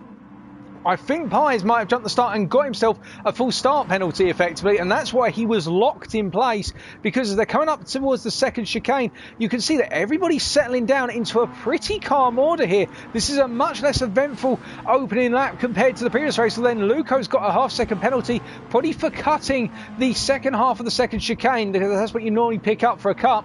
And then you've got Stanley being chased by Vitor Knight and Gomez in P13 being hunted down by Pies right now. But everybody got away this time, so no, there was no lag. It was just Pies got held in place for roughly 2.5 seconds because of a false start, which means that as they come down towards Ascari, Ben MK already doing enough to run away. And this is the problem right now that Phil the Vibes finds himself in the fact that, much like what we described earlier on, he's the faster car to get ahead of Olaf, but he can't get ahead of Ben. So what he really needs to do right now is he needs to find a way of letting Olaf get past him, but not letting Olaf get away from him, so that way Olaf can get closer to Ben. And already it's starting to happen. Look, you'll see that Olaf is pulling to the inside. He's going to go for the move into Parabolica, and Vibes is not going to fight this, although Yaya is looking at fighting it, but then deciding, you know what, actually it'd be better if I didn't do anything silly right now. We're only at the end of lap number 1, and if I stay behind Vibes, I'm staying in Olaf's slipstream as well, and I'll be pulled along and we can get away from the guys behind. But remember, you've got Yannick and Krykopel chasing behind them, so after one lap it is Ben MK ahead of Olaf, followed by Phil the Vibes and Yaya. Behind them it's Yannick 2000 and Krykopel battling for P5 and P6, and then you have got D in P7 and Ian in P8. But we come back to Yannick and Krynik, because Krynik has got the run down on the outside into turn 1. Now, will he be able to convert it into a position? He has converted it. Yannick gave way there by looks of things, and Krynik sort of shut the door as they went through the corner. That was a good move by Krynik. And as they come up into Curva Grande, you see that D in P7 is getting closer and closer, and Ian is following on this. Luco, meanwhile, still holding on to that P9, and Pies is up into P10. And, well, Stan Lee of all our drivers right now in P11. And Pies has gained 4 places over the space of the second half of that lap. So I think Pies is just charging through. But everybody's keeping it really cool. And you can see ZenQ going for the move up into the second chicane, but backing off. Meanwhile, I say that, and then Vitor Knight looked to make the move, but he's got it all sorts wrong, aborted it, and that means he's now battling with Gomez for what is P13. And Gomez will want to get past, because Vitor there sort of half committed and then decided at the last moment, oh crikey, I'm not going to go for that, as they come out of the first Lesmo. But up front, Ben now up to 2 seconds ahead of Olaf. But of course, remember, Olaf may need just to calm himself down a little bit before trying to close that gap. We're only on lap 2, and perhaps Olaf is biding his time and then waiting to charge after Ben. Perhaps he's trying to put the pressure on Ben mentally, as if to say, right Ben, I'm going to match you for pace initially, can you pull away? And if Ben can't pull away, he'll overdo it and instead make a mistake, and that'll be what happened, much like in the previous run of this race. And if Ben bins it, then he'll just fall back into this order. But you can see that they're all falling a train around the circuit right now, and really I don't think you're going to see too much fighting in terms of the Citroens amongst one another until we get onto the last lap, as Yaya takes a much tighter line through Parabolica compared to Phil the Vibes. Krykopel now in a bit of an odd situation, because the Ferrari isn't the car that really wants to lead this train of the McLarens and the Ferrari across the, well, the McLarens, the Citroen and the Ferrari across the start-finish line. And I think what you're going to see here from Yannick, as he's going along the inside here up in towards turn 1, and you can see both cars are maxing out on the throttle, and the Ferrari's just got a little bit of an edge. It's also got the slightly stronger brakes, but Yannick goes to the move on the inside and he gets it done. A nice move by Yannick, and that means he's up into P5. And we're going to have a look back at that again, this time from Krykopel's perspective, as he finds himself now being hounded by D. We're going to wait and see if D pulls off a move. That was a textbook overtake into turn 1 by Yannick. You love to see it, as D is getting ever closer, and as we ride on board with D right now, in fact we're riding on board with the bonnet cam, he's decided not to go for the move. And so with that, and it's settling down, we're just going to look further around the field and see if anybody else is closing up. It looks as though Olaf has pulled about 3/10 off of Ben MK, but it's not anything huge to shout about immediately.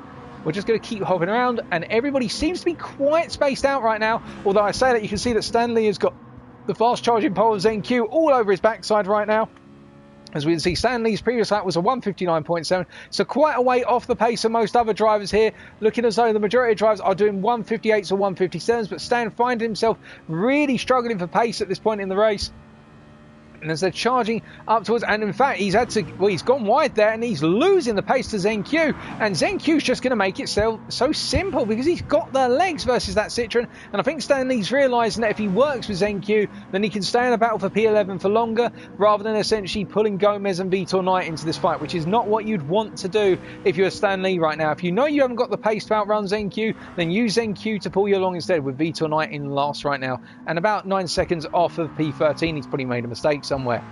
But as they come to the end of lap number 3, then you can see that Olaf has now turned things up. He has pulled a whole 7.5 tenths out of Ben over the course of this lap, and the fastest lap has just been updated to a 156.7 from Phil the Vibes. We would expect that because Phil the Vibes is essentially all over the back of Olaf because of the slipstream, and so whatever Olaf has done, I'd say Olaf's probably done a 156.8 or a 156.9, so Phil the Vibes has gained the fastest lap there, and Yaya has fallen off of the chase for first place. He is falling off by approximately half a second a lap, and he's now 1.5 seconds back and falling into the clutches of Yannick, who is only 1/10 off of picking up the rear slipstream of Yaya's car right now. And Kreiner Kopel doing everything he can to try and stay behind Yannick, but he is falling a little bit further back. He's just outside the slipstream, but what you'll try and do here, I suspect, is try and get in the slipstream under braking through the chicanes and the Lesmos, because that's where the Ferrari will be stronger if he can nail those brake points. But it's a big ask, of course, from the Australian. Can he do it?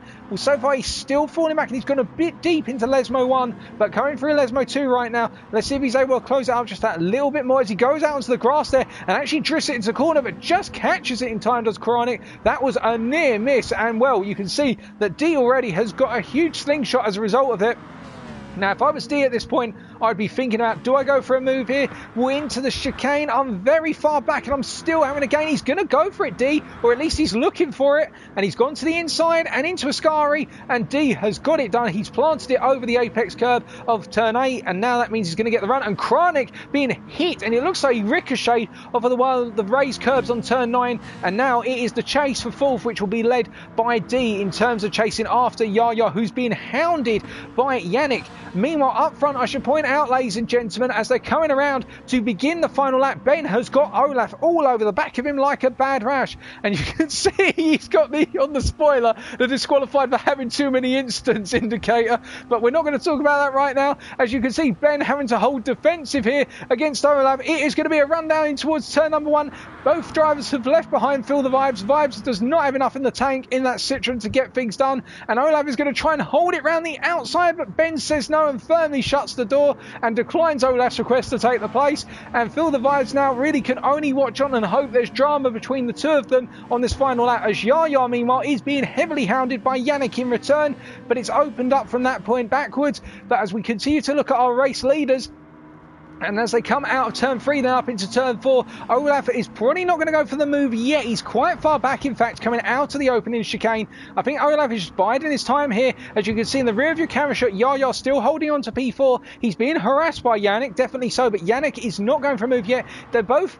Olaf and Yannick are probably sizing up the move before Ascari. That would be where they want to get it done so they can get that good run, or alternatively into Parabolica, one of the two, depending on how much momentum they can carry out of Ascari if they do it going into Ascari. But you can see in the rear of your camera shot, there's been no change still as they're coming up now. And as we ride on board here with Olaf at this point, he's going to once again look to the outside as they come up towards Ascari for the 5th and final time of asking. Now, will he try and hold it around the outside? No. And does he go for a cutback? No. Ben firmly shuts the door. And you can see in the rear of your camera shot there, Yannick trying a similar approach here, and in fact I think they're both trying to get in the head to their respective opponents as Ben goes very sideways on that exit curb out of turn 10, and he's going to immediately hold to the inside. And you can see that Olaf has not got enough of a launch, so it's going to be a drag race out of Parabolica as they come out, and Yaya is doing enough to hold on right now for P4. And you can see as well that Phil the Vibes is getting ever closer, but I don't think he's going to do enough. Ben's literally got one final run out of the final corner to go. Can he hold on to pick up the race race win and upset the trend of form, and he's going to do it. Ben MK comes home in first place ahead of Olaf. Phil the Wives in third. Yaya holds on for P4. Yannick in P5. Ian in P6 after a long trek around the circuit. Pies in P7 ahead of Chronic Opal. Then Luco in P9. D coming across the line in P10. Gomez in P11. Stanley in P12 holding off ZenQ Meister, and Vitor Knight will be the final car to come around, finishing off our field in P14 after what has been a very long race number one. But with that, once again, congratulations to our race winner from the United Kingdom, Ben MK.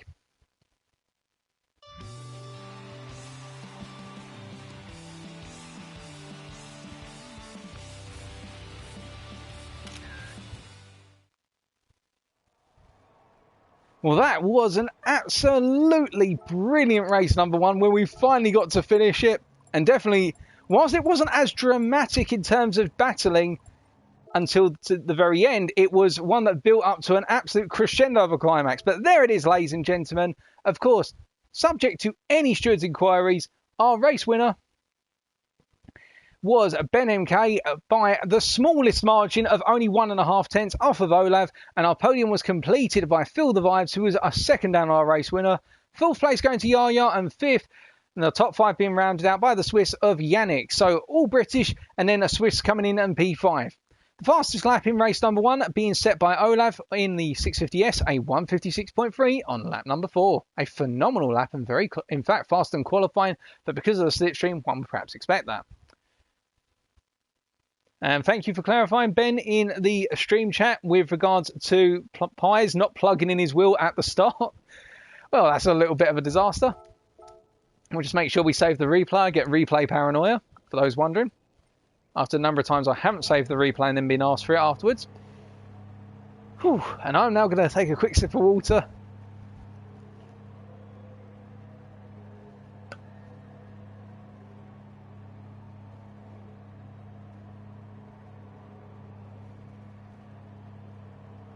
But it was an all-British podium.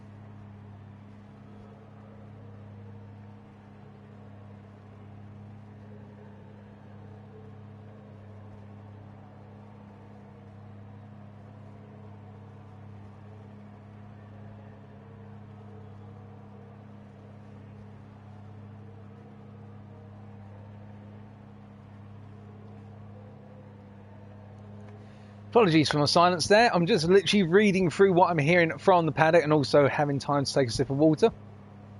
But we've had some funny moments supposedly in race number one in terms of not only the complete crash of the first run of race number one, actually the second run of race number one after Pies forgot to check himself into the race.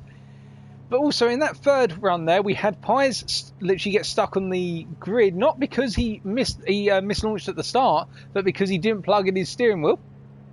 And we're also hearing rumours that midway through the race, Ben had to quickly charge his controller whilst running around on lap number 3. So Ben had to do some maintenance work as he was racing round.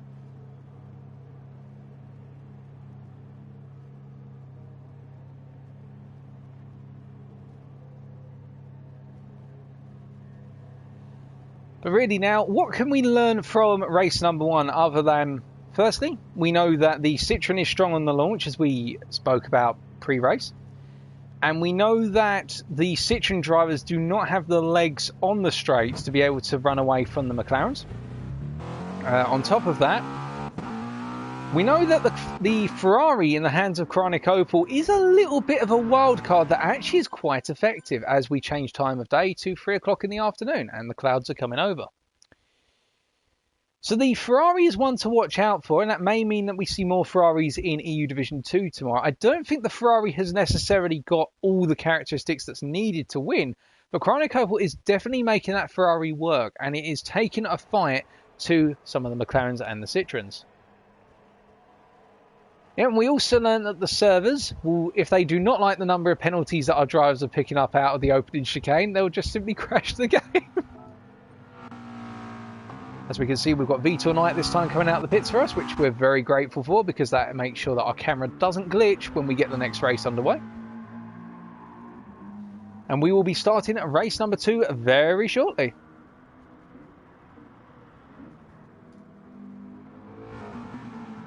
Just waiting for everybody to ready up.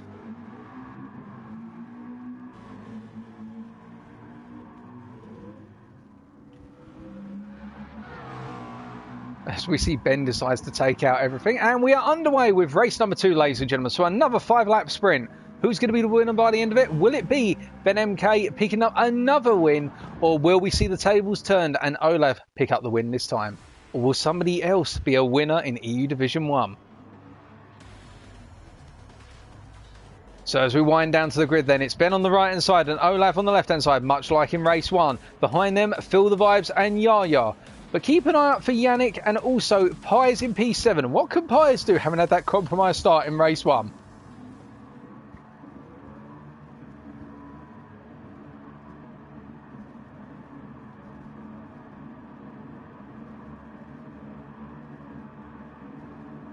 That's lights out and away they go, and Yaya immediately having a very strong start there in P4 and jumping away, and Feel the Vibes likewise having a very good start in the Citroen, a characteristically good start. In fact, Yaya has already cleared Olaf, and you can see as they're all coming up towards turn number 1 this time, it looks like Vibes is actually going to go for the move, and he just taps the back of Ben, and in return Olaf taps the back of Feel the Vibes, but it's all calmed down enough, and it seems to seem that everybody's got through okay, although we do have to wonder whether Ben's picked up a penalty for that little knocker being sent across the turn to apex. Fingers crossed not, because that would be a very unfortunate penalty for him to be given for nothing that he's done wrong effectively. But everybody's made it through safe and sound out of the first chicane. As they come into the second chicane, I'm happy to report that Ben has not picked up a penalty for that cut, and Feel the Vibes has settled in behind, and Yaya in P3, who has had to cut a huge chunk of turn 5 there, so we can expect that Yaya is definitely going to get at least a half-second penalty as he comes up to Lesmo 1. Or is he? In fact, he hasn't picked up a half-second penalty. That's odd.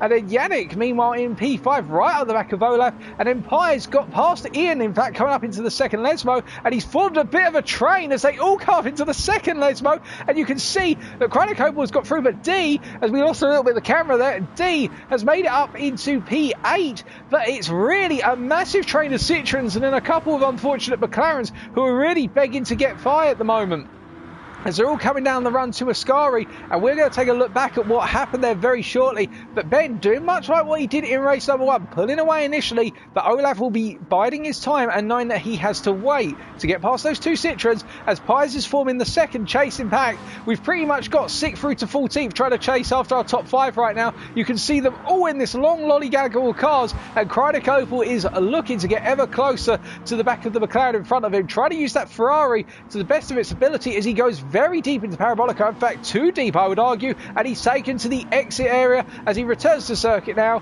But having gone wide, that's going to cost him a huge amount of momentum as we complete lap number 1. So it's Ben MK ahead of Feel the Vibes, then Yaya being attacked by Olaf already, and I'm sorry to cut through the grid call-outs there, but Olaf is already going for the move, and I think he's going to have enough here, and he's already returning to the charge as they come in towards turn 1. I think it's going to be a simple case now of just sealing it shut in terms of the door, and Olaf is up into P3 and now charging after Feel the Vibes. I think Olaf will be getting a move on a little bit faster this time, knowing that Ben was able to get away with it in race number 1. He won't want a repeat of that, as behind him is Yaya, and then most importantly Yannick, who is chasing after Olaf in the Drivers' Championship. So that's the change there as we look back to P6, which is still in the capable hands of Pies, and then we've got Chronocopa in P7 trying to chase after him. D in P8, Ian in P9, Luco in P10. Then we've got ZenQ ahead of Gomez, as Gomez is looking for the move into the second chicane, and that is a very late lunge, and ZenQ just noticed it in time, and Gomez was not able to make it count. So Gomez stays P12 for the time being, Stanley in P13, but ZenQ going for the move here up into the first Lesmo, and Luco going a little bit deep, being wary of the fact that ZenQ was looking for that move, but he's been able to hold on to P10 for the time being. But you can imagine that very shortly, if Luco does not keep it clean and gets a lot of momentum, ZenQ is going to be going for the move into Ascari. In fact, it's already starting to happen. ZenQ drag racing with Luco, both of the McLaren drivers trying to get the most out of their machinery, and as they run down here towards Ascari, I think ZenQ will have just done enough, and Luco's going to tuck him behind. I think Luco realises there's more to this race than just 2 laps, and so he's going to bide his time and try and get back at ZenQ later on in the race.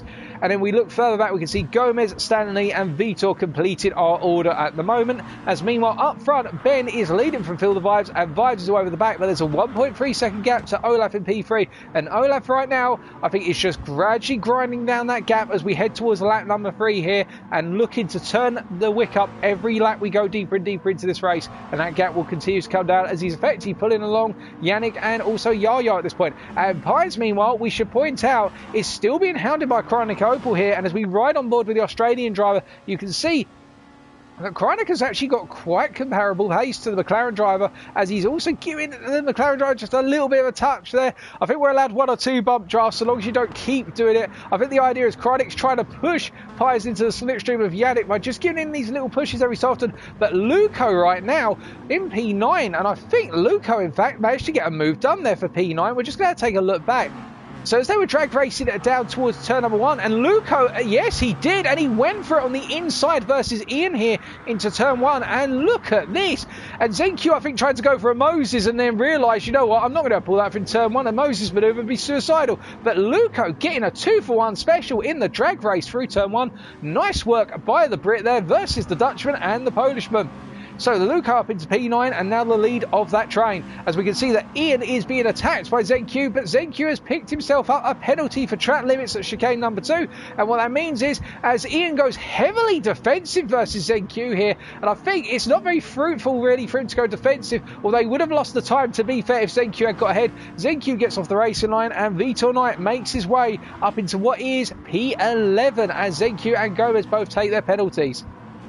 And Ben MK has definitely got a huge gap over Phil the Vibes now. I think Vibes is starting to fall off a little bit. And Olaf, meanwhile, is trying to catch up as best as he possibly can to the back of Phil the Vibes and trying to get him done on this lap or the start of the next lap. As Yaya is still there, although Yannick has made a major error somewhere on the lap because he's 3 seconds down. Can we see what happened to him? No, we can't see. It must have happened at Lesmo 1 or Lesmo 2 because that gap is huge. But that's why Yannick is so far back. He's made an error somewhere out on circuit. As Pies now leading the battle for P6. And you can see that D has found his way up into this fight as we ride on board and look back from Pies, whose previous lap was a 158.2. And I think Pies right now is still hitting 58s, but Chronic and D behind him are just going so much faster. But you can see Chronic just giving him those little love taps on the rear bumper right now, as if to try and push him a little bit closer to Yannick. I think the two drivers feel that they can get in the fight for 5th place here if they continue to work together. And meanwhile, behind them, you've got D, who's just latched onto the back of this. I think he's biding his time as well, as we can see that Olaf has got the move done for P2, and I think that was into turn 1. Yep, so he went to the outside, Vibes went defensive on the inside, but Olaf just had a huge overspeed. Nothing Vibes could have done because he simply had to brake when he did, and Olaf went round the outside to inside through the chicane, and that is the move for P2 done. And now Olaf has got 1.5 seconds to burn down versus Ben MK over the next 1.5 laps. Can he do it? Well, we saw him do it in race number 1, and he's burning down that time already, but how quickly can he get in that slipstream zone, and how much pressure can he put on Ben this time? Or can he get Ben just simply to psych himself out and make a major error before we can get onto that final lap? Who knows? As we can see the rear view camera shot, Yannick 1.9 seconds ahead of the battle for P6 right now, which Pies is still leading, but you can see that Pies is effectively causing a little bit of a train to fall behind him. He's becoming a bit of a cork in the bottle, I would argue. Although, then again, I think Chronic is hoping that Pies can just use that straight line speed. As you can see, Chronic looking to the inside for Ascari, and Chronic just managing to back out before. I think he was trying to cause Pies to make a mistake there by psyching Pies into thinking he was going for the move, and Pies will miss his braking point. But Pies, being the veteran that he is not going to fall for that one too easily, and D just latching himself still into the back of this right now and not really making any ground, in fact falling back from it. As Ben comes out the final corner out of Parabolica once again, using the full track limits there. He's got to be careful, because if he runs out onto those marbles, that's going to pull him off the circuit and cost him a huge amount of time.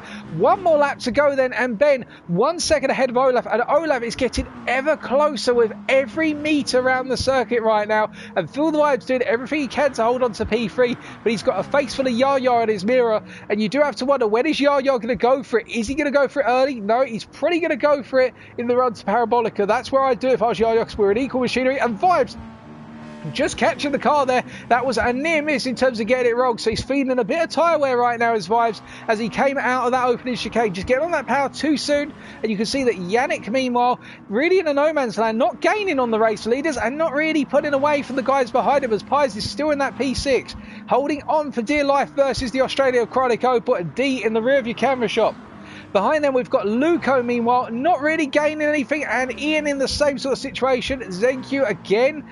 Nothing's really happening at the rear of the field right now, so it's all down to our race leaders and the battle for P3 and P6. As you can see, Ben MK is getting caught by Olaf literally arm over fist every time, every corner. And in fact, I can see that in the rear of your camera shot. My apologies, ladies and gentlemen. We've missed it. We will come back to it if we've got time. Yaya is up into P3 and Vibes is a long way back. I think Vibes has made a mistake somewhere because, well, it looks as though Vibes has just dropped out of that battle for P3. And Olaf now is charging after Ben. I think it's going to be a repeat of the previous race. I don't think he's going to have enough. And Ben now can just choose to plant it on Apex at Parabolica and hold on. Of course, he's got now his braking point. There's still one big braking point for Parabolica. It's at that 50 to 100 metre board zone.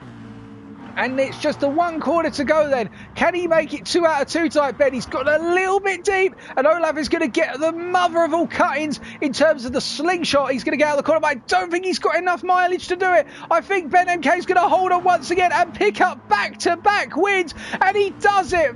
Olaf coming second. Yaya holding on for third. Feel the Vibes in P4. Yannick in P5. Chronic Opal haven't got past D. Haven't got past Pies. I don't know what's happened to Pies, but it looks as though he was out dragged to the finish line by D. And then you've got Luco in P9, Ian in P10, ZenQ in P11, then Gomez in P12, Stanley in P13, and then last but not least, doing a little bit of rallycross to complete our racing order, is the Portuguese of Vitor Knight once again, as he comes around to complete his final lap of this race. So there you go, ladies and gentlemen. Once again, congratulations to our back-to-back winner, Ben MK from the United Kingdom.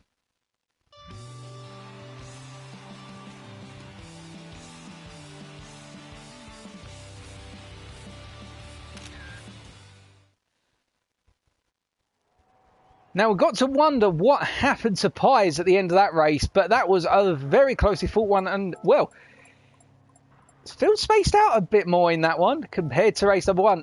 Not necessarily spaced out at the front of the order, interesting enough, but it really spaced out from P8 backwards in the fact that all of our back guys just seemed to disappear into their own little sort of no man's land.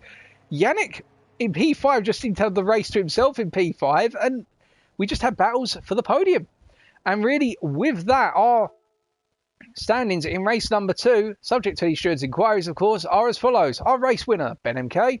Second place going to Olaf. And third place, rounding off the podium, Yaya. Fourth went to Feel the Vibes with what I think was a mistake that was made on the final lap, hence why Yaya was ahead of him, coming out of the second Lesmo. And then our top 5 was completed by Yannick 2000. Fastest lap that time was 156.6 on lap number 5, as secured by Olaf. Olaf really on a charge in race trim. But now we've got one more race to go, and it now comes on to the strategic race, where we will have 10 laps, a mandatory pit stop, but the big question is, when do you take that pit stop? And the secondary question is, do you change tyres? Now, from looking around at what we saw on the different telemetry screens of the cars, it looks as though tyre wear is not a huge factor, or at least for our Citroen drivers it's not. Our McLaren drivers may be a little bit heavier on their tyres, but not too much. And, well, for our Ferrari driver, again, tyre wear is going to be a consideration, but is it a huge thing? That will be the big question. I'd personally argue that we're probably going to be looking at a race when, well, our front drivers do not go for a tyre change and try to run the race to about lap 8 or lap 9 on a single set of tyres, and then they pit. Whereas our drivers who are starting further down the field will go for their pit stop nice and early on, or that's what I would do if I was starting P14 or P13, because I know I've got nothing to lose. If I gamble it and literally pit on lap 1 and decide not to take any tyres, then I can literally go to the end of the race and just see what I can accomplish.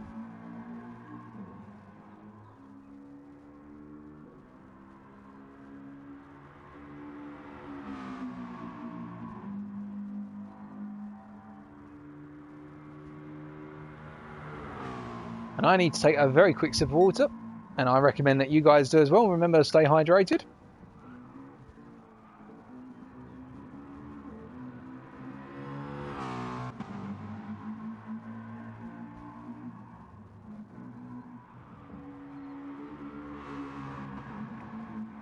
But I believe, ladies and gentlemen, I may be incorrect in this, but I believe with those 2 second place finishes secured by Olaf, Unless Olav has a retirement from this final race and Yannick secures the win, we must have some exceptional circumstances occur, Olav will have secured P1 in the championship standings.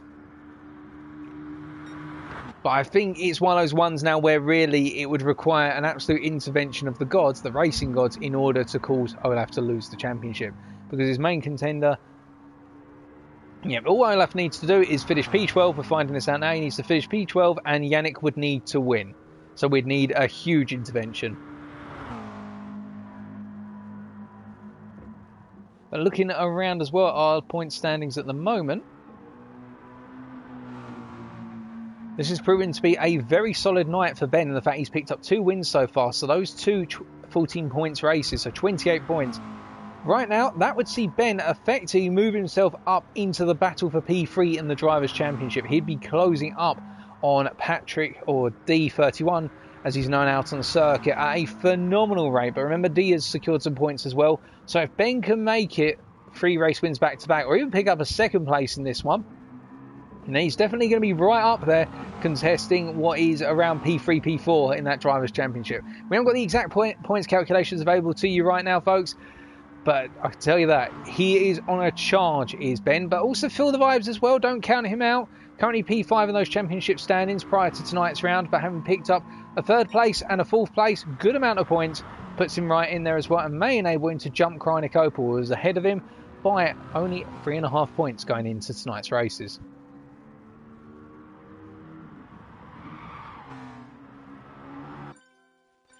But we do one final change of time a day, and we're just going to expect all of our drivers to ready up, and then we are go for race number 3. And I think one of the big considerations in this one as well, in terms of pitting, is can you bring yourself out around somebody who's going to be on similar pace than you? Because slipstream can be very strong here. We have seen that time and time again over the 2 sprint races. If you can come out and pick up a good amount of tow off of somebody, even if it's just for 1 lap on the straights around Monza, that can be worth a 2nd in lap time.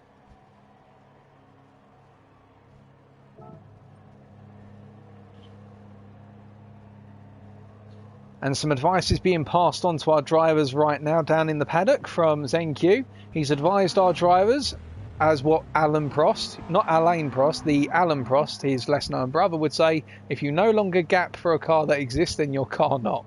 Or something like that. Famous words to live and die by the sounds of things.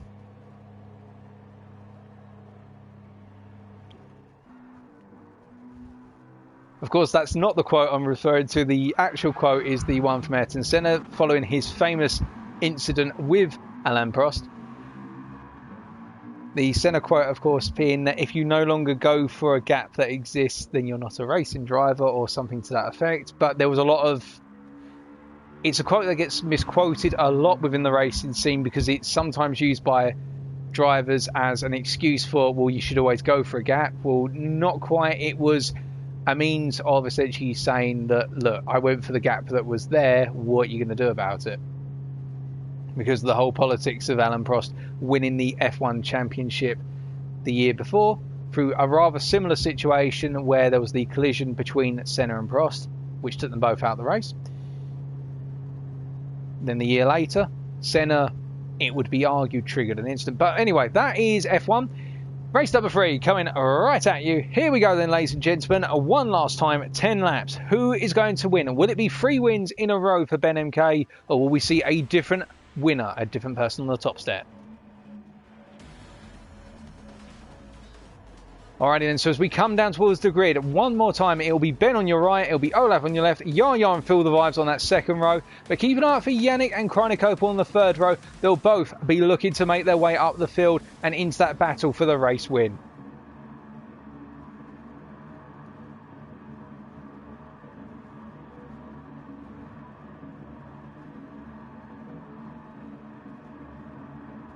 And it's lights out and away they go for the third time then. As you can see, Feel the Vibes and Yaya immediately setting off the burners and going for it. And Yaya getting a very strong run, but Olaf in particular getting the best launch out of everybody this time, it would seem. And in fact, Olaf already up into P1 and on that inside line for turn 1. And Yaya getting squeezed a little bit to the inside there. Ben going a bit deep with some contact off the back of Feel the Vibes, but everybody's made it through there. And Feel the Vibes has lost out the most at turn 1, it would seem. And you can see that Yannick has made his way up a little bit, but not enough, as he's actually fallen back into P6, and D is up into P5. Meanwhile, Chronic Opal finds himself all the way down in P8 and still dropping places, as now you've got Luco on what is his outside for the inside of turn 4, and you've got Pies all over the back of the Australian, as Luco's going to go for the move up the inside here for P7 at turn 4, and I think he's going to have it, because Chronic has had to take a very deep line. He's been knocked there. Oh goodness me, what on earth has happened there? It's gone all sorts of wrong. Gomez also skidding around all over the place in the rear of the camera shot, and I think Gomez has backed off there because of the incident, and Ian and Stanley battling as they go into Lesmo number 1, but Ian securing the lead of that little battle there. As you can see that Olaf is ahead of Ben MK, but Ben is only half a second back off of Olaf. But of course, now is the big question: how much will Olaf decide to pace the race and then simply turn things up when he decides to do so? But there was a huge incident there, which we will go back and look at shortly. But for the time being, as you can see, as they all come down to Scary for the first time asking, Yaya ahead of Feel the Vibes, D finding himself in contention for a potential podium battle here right now, but we've got a lot of mileage to go. And then Yannick holding on to the back of this train after P1, and then you've got Luco, who's just sniffing the vapour trails there of Yannick's car and looking to get into that. As at the rear of your camera shot, all of them making out of Ascari safely, but the field is opening up from P7 backwards. As they come through Parabolica then to complete lap number 1, you can see that it will be Olaf leading the field ahead of Ben MK, and all of our drivers hanging over to the side here to try and convince one another they're going for a pit stop. But it's Olaf ahead of Ben, then it's Yaya, Feel the Vibes, D, Yannick and Luco making our top 7, and then it's ZQ Meister followed by Vitor Knight and Chronic Opal in P10 right now. Behind him you've got Gomez, Pies, Ian and then Stanley, as Stanley in fact comes into the pit to take the mandatory pit stop, and he goes for a tyre change. Stanley, now I'm not sure whether that was the right idea to get himself into the fight, but of course we'll find out as the mileage goes on and we go deeper and deeper into this race. But one thing I can tell you already, if you look at Yaya right now and the gap between him and Ben, that gap has opened up to almost 1.5 seconds. So Yaya has fallen away from the McLarens, and that means effectively we have now got a two-way fight for the race win out to the circuit at this time, and Yaya is forming a bit of a roadblock in P3, and you can see he's battling against Feel the Vibes quite hard here. But up front, meanwhile, you can see that Ben is getting ever closer to the back of Olaf, and in the rear of your camera shot, as D picks up a half-second penalty for his troubles, you've got Yannick getting past D as they go up into the Lesmo 1 that is, and D having a bit of a bad moment here in the fact he's got that penalty, and Luco is now in the back of D, and that means he's going to pick up that slipstream, and Luco is now going to get into the battle for potentially the podium here, albeit he's got a long way to go, and ZenQ is not far behind, 1.5 seconds behind, and D is going to pull ZenQ into this because of the fact D's had to burn that 0.2 second penalty. It means he's going to lose enough pace to have ZenQ latch onto the back of his slipstream. So these guys are all coming into the fray here. But speaking of somebody who's not in the fray, we're going to take a look back at what happened to Chronic Opal on lap number 1.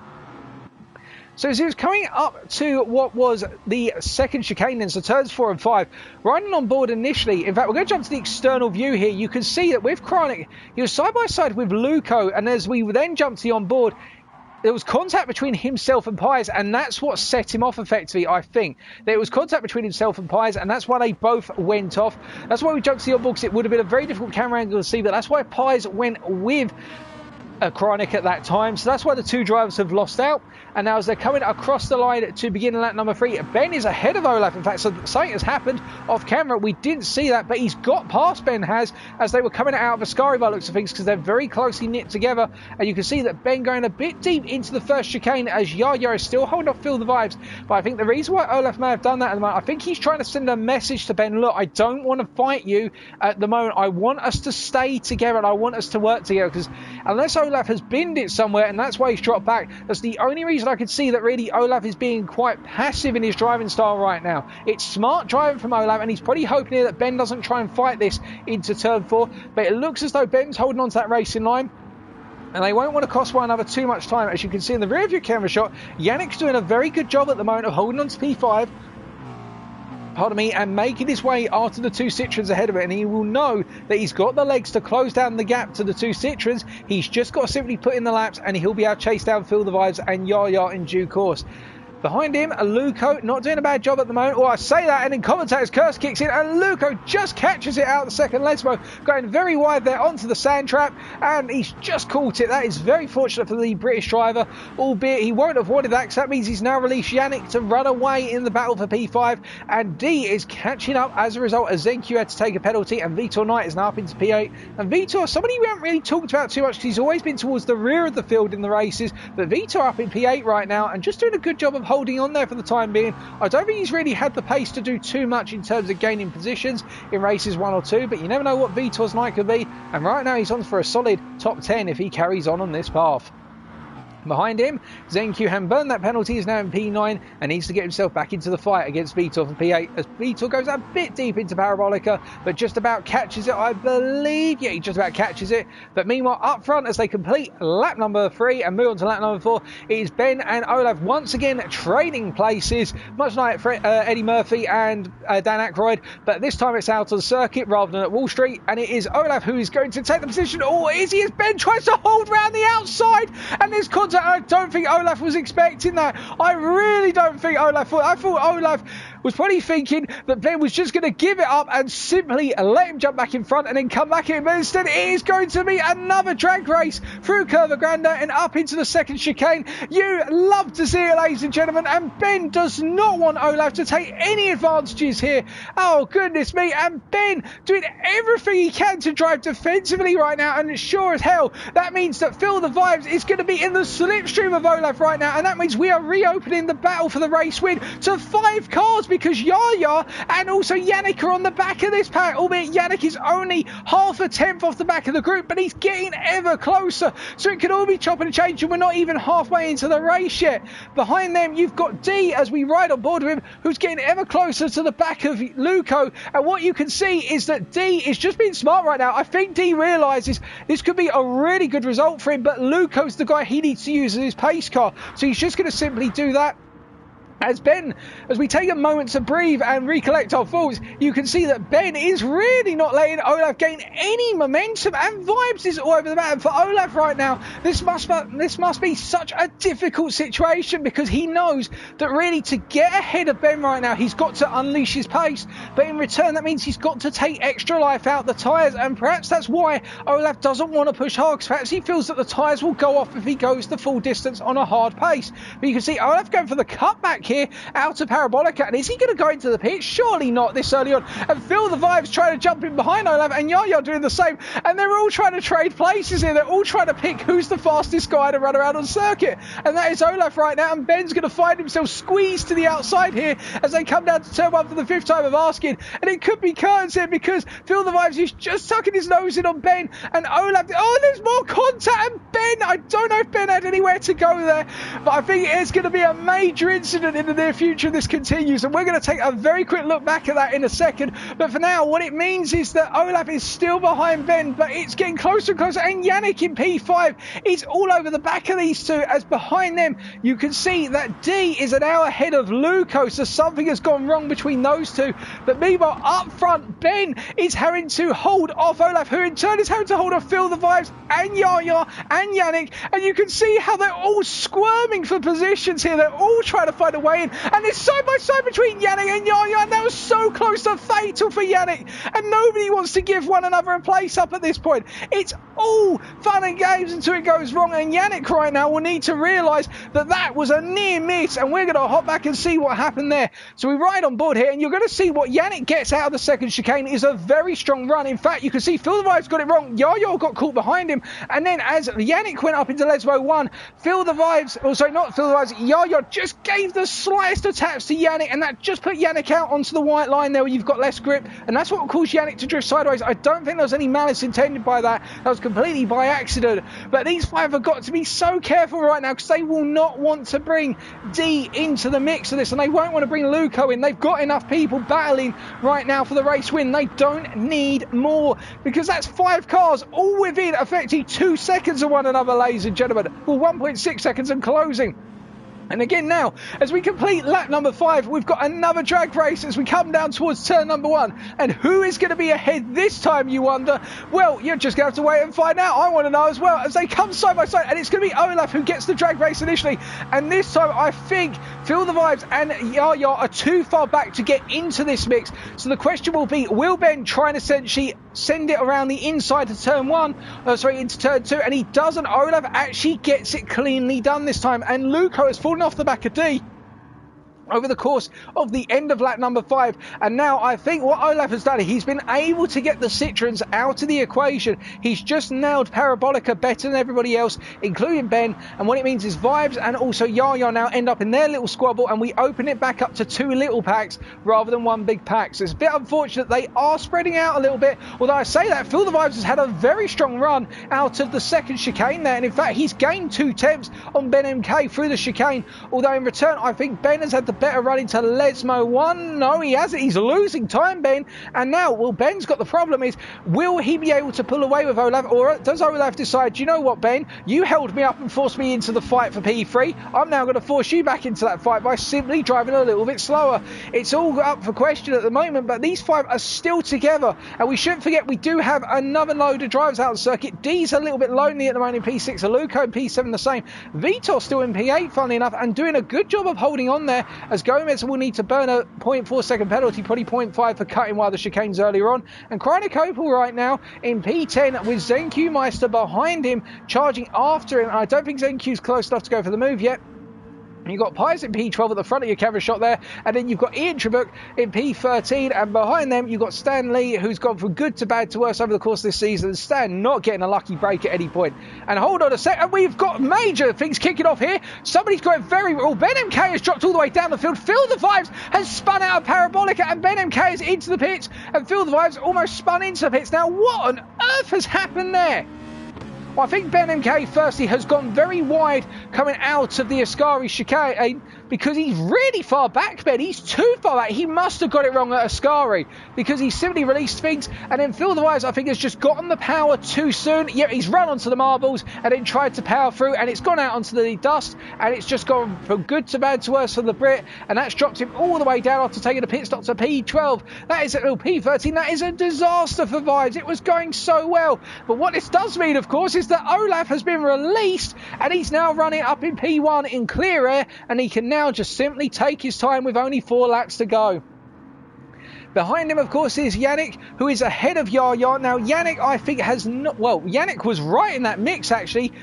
What with all the replays we've been doing as well. So I think Yannick has just simply overtaken Yaya on track, and Yaya has not pitted yet. And then behind them, you've got D, who is in P4 right now. Remember, D has not pitted, of course, but D doing a very good job of just simply running a consistent race. He hasn't really seen too much action. He's just keeping it quiet. He passed Luco when he needed to on lap number 3 or 4, if I remember correctly. And now Luco behind him, not really gaining. And Vitor, meanwhile, up into P6. Of course, he's got the fast charging Brit of Ben behind him. And in equal machinery, I suspect Ben is going to pass him quite rapidly, given that Vitor still needs to pit.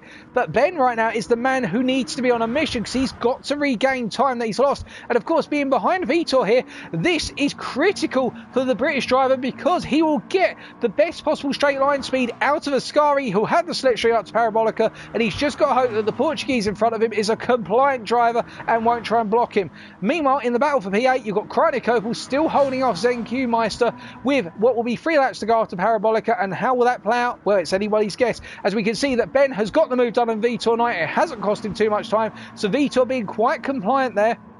And I think Vitor is due for a pit stop. Vitor is coming into the pits, ladies and gentlemen, so that's why Vitor didn't really fight it. He knew that his time was up, and he will be dropping a little bit further back. And I think Vitor is going to be dropping back approximately, as he takes on tyres, he's going to be dropping back what will be approximately 15 seconds from Ben MK. Well, no, definitely not 15 seconds. I can't do maths here. Approximately what is about 9 to 10 seconds, as he's falling behind Opel and Zenq, who are fighting for position, of course. Opel going to the outside, while Zenq looks to the inside for turn 1, but Kronich holds on once again as Vitor almost goes a bit too far under braking out of turn 2. Now up front, as we take a breather, you can see that Olaf is 2.6 seconds ahead of Yannick, who's got the pressure of Yaya behind him. Now in Yaya's instance, what do you do here as Yaya? Do you try and essentially go for a move, or do you stay behind Yannick and realise that as soon as you get a move done, Yannick's going to come back at you on the straights? I think Yaya here is in a bit of a difficult ground. I think he just needs to try and find a way to resist the urge to try and push a past on Yannick. Instead, he needs to stay behind and use the slipstream of that McLaren to give him some speed down the straights here. And he's doing so enough, and you can see that red tyre on the top left corner of your screen is coded out. In fact, he's going to give a little bump draft to Yannick. He's doing what I would personally do. He's letting the McLaren pull him along here. And as long as he doesn't give Yannick a major knock into any of the corners, it's going to be okay. Behind them, of course, is D, who at the moment is 1.8 seconds down and will need to try and find a way to catch up. He won't be catching up if he bins it there coming out of the Ascari chicane, but he just caught it down. I think that's what happened to Ben MK effectively. As you can see, Ben right in the rear of your camera shot there, and he's charging along, and now he's got Luco to pass, and one of our drivers losing about 8 to 9 seconds in the pits. So I think the tyre change accounts for approximately 3 to 4 seconds of that. It'll be a case that anybody who pits now will really need to just go to the end on their current tyres, which they can afford to do, of course, particularly this deep into the race.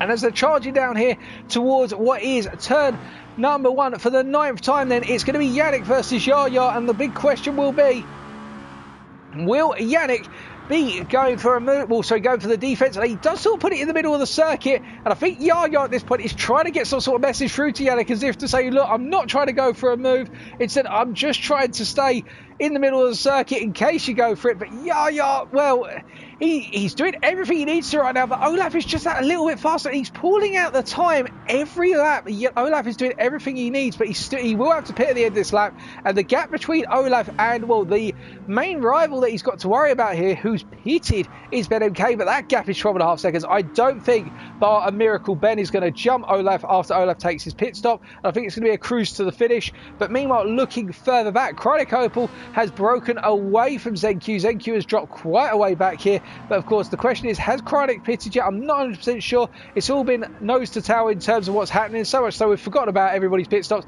ZenQ drifted a little bit there through the second chicane. Vitor Knight getting ever closer. And I think the Portuguese could be sizing up a move here.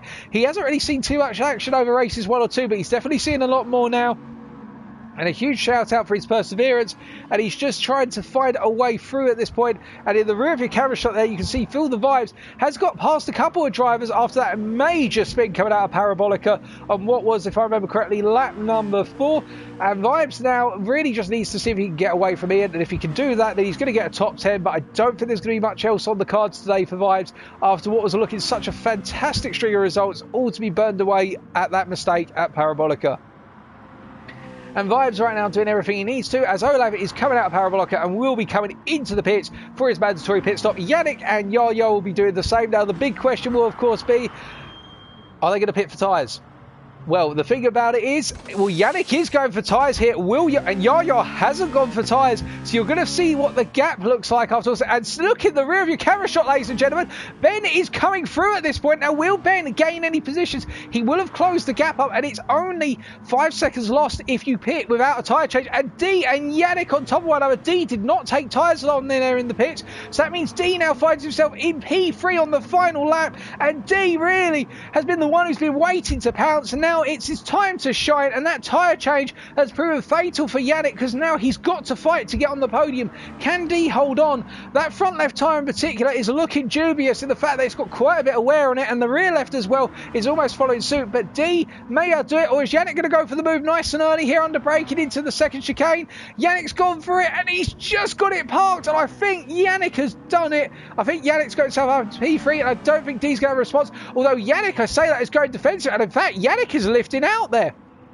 I think Yannick, oh goodness me, what on earth has happened there? As Yannick has sent Ben MK wide. I think Yannick lifted thinking he picked up a penalty there, was going to pick up a penalty or knock D, one of the three. But it means that Yannick has dropped down and Ben is now up into P4. Meanwhile, up front, Olaf is happily 5 seconds up the road from Yaya, but we're keeping our eyes on the battle for P3 here. I think D's got enough, and he's just holding on right now, but I mean, if anyone's going to come back of him, it will be Ben. But Ben, of course, will have one eye in his rearview mirror because he's got the fast-charging Swiss behind him. But I think D will have done enough unless he gets it wrong coming out of Ascari. He almost did there. He's lost a bit of time.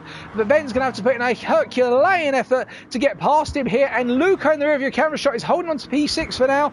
But coming out of the final corner for the final time in race number 3 and for tonight's viewing is Olaf, who will secure his championship win for season 36 in EU Division 1 with a race win going to Olaf. And behind him, Yaya bringing home the P2, a well-earned P2. Then it is going to be P3 secured by D, holding on. Ben MK in P4 and Yannick in P5. Probably wondering what could have been. Luco does enough to hold on to P6. Behind him, it's Krynik Opel. Zenq Meister not able to get into the fight for P6 in the end, coming home in P8. And then it will be Ian coming home just ahead of Phil the Vibes in P9. Phil the Vibes rounded off our P10, the best he could do today, I reckon. Gomez in P11, Pies in P12, Stanley in P13, and then Vitor, poor Vitor, coming home in P14. It just went wrong all evening, and Vitor's just not had a good result, but he brings it home. And that is race 3 complete, ladies and gentlemen. And congratulations once again to Olaf from the United Kingdom, our race winner.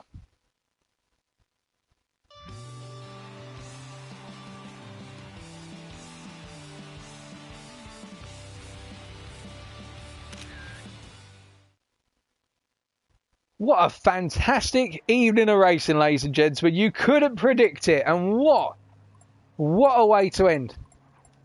We had drama, we had everything. And I think Ben is going to be really punching himself for the fact, well, hopefully not physically, just metaphorically, but he's going to be punching himself for missing out on a 3rd consecutive podium there, because he could have had it, we reckon, quite easily. But still, what happens, happens, and our order there, as seen, subject to any stewards' inquiries, of course, Olaf bringing home the race win, making it 7 wins out of 9 over the course of Season 36 EU Division 1, and he will be our Drivers' Champion. Yaya coming home in 2nd place, D31 in 3rd place, round off our podium.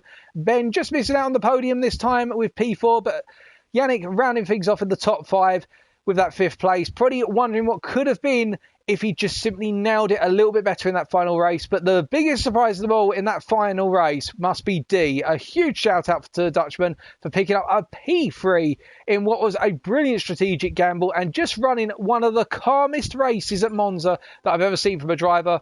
And the fastest lap in that one on lap number 9 going to Ben MK, a 156.8. The slowest fastest lap that we've seen in our races tonight, as we now proceed over to King of the Karts. Now, of course, I'm not going to be talking about who has won the Constructors' Championship today. We're going to be leaving that to the capable hands of our points invigilators. But what I can say is, based on the mix of form tonight, it has been an incredibly close set of results. So I think it could be anyone's guess who out of our top 6 constructors has coveted and secured that all-important Constructors' Championship.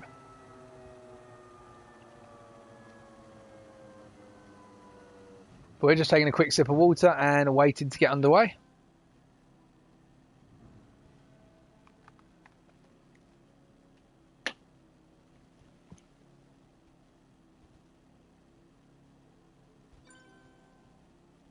As we get underway then with King of the Karts to round off the night.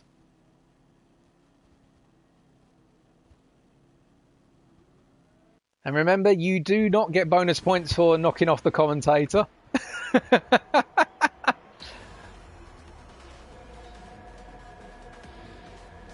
It's very unfortunate, Ben breaking too late for Ascari, but you did a great job to recover the way you did. And the fact you picked up 2 wins back-to-back versus Olaf, honestly, that is credit to you. That was phenomenal.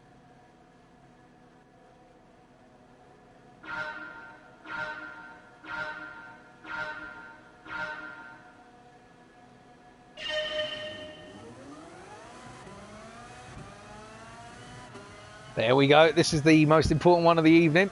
Oh, there's... Oh, no! God! And that was all triggered by Ben as well.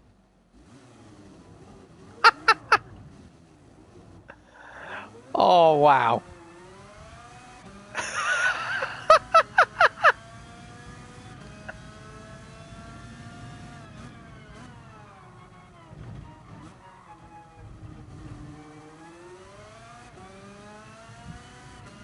That's going to need a shoulds inquiry. That was horrific. But Ben's down in P10.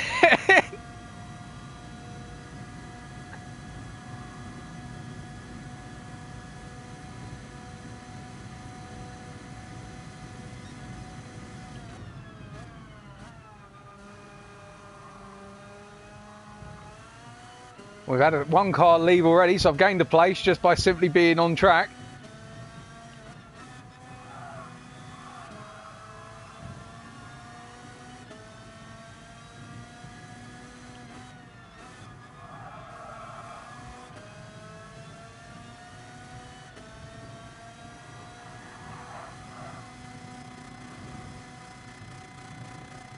And we're hitting that rev limiter. That doesn't sound nice. Oh, go away, Eclipse. Just straight line, just straight line.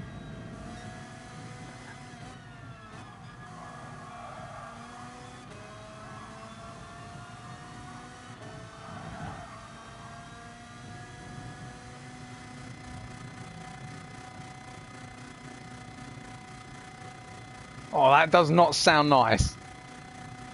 That's just bouncing off the limiter.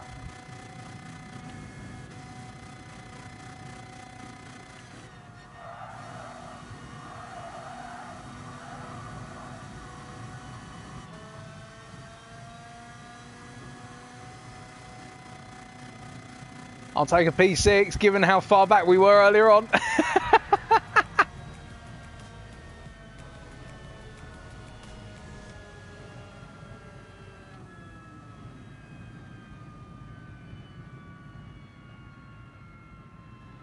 Oh, that was mad.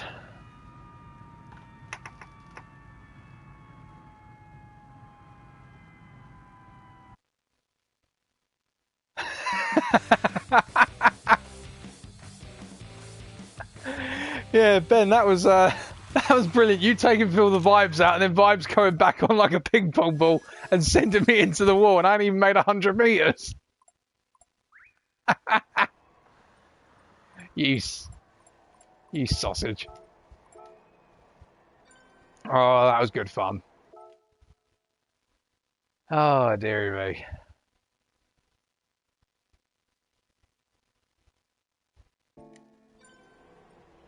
Alrighty then. Well, that is Season 36 EU Division 1 wrapped up, ladies and gentlemen. Thank you very much for tuning in. And be sure to come back same time tomorrow, albeit hopefully we won't have the technical issues that we did today. Be sure to come back same time tomorrow at 19:30 UTC for round 3 of EU Division 2, Season 36. Will we see more McLaren dominance, or will we see a Citroen lead the way? Or alternatively, an unsuspecting MR car within Group 4? Your guess is as good as mine. But until then, stay well, stay safe, stay smiling, but most importantly, remember to stay on track. Good night.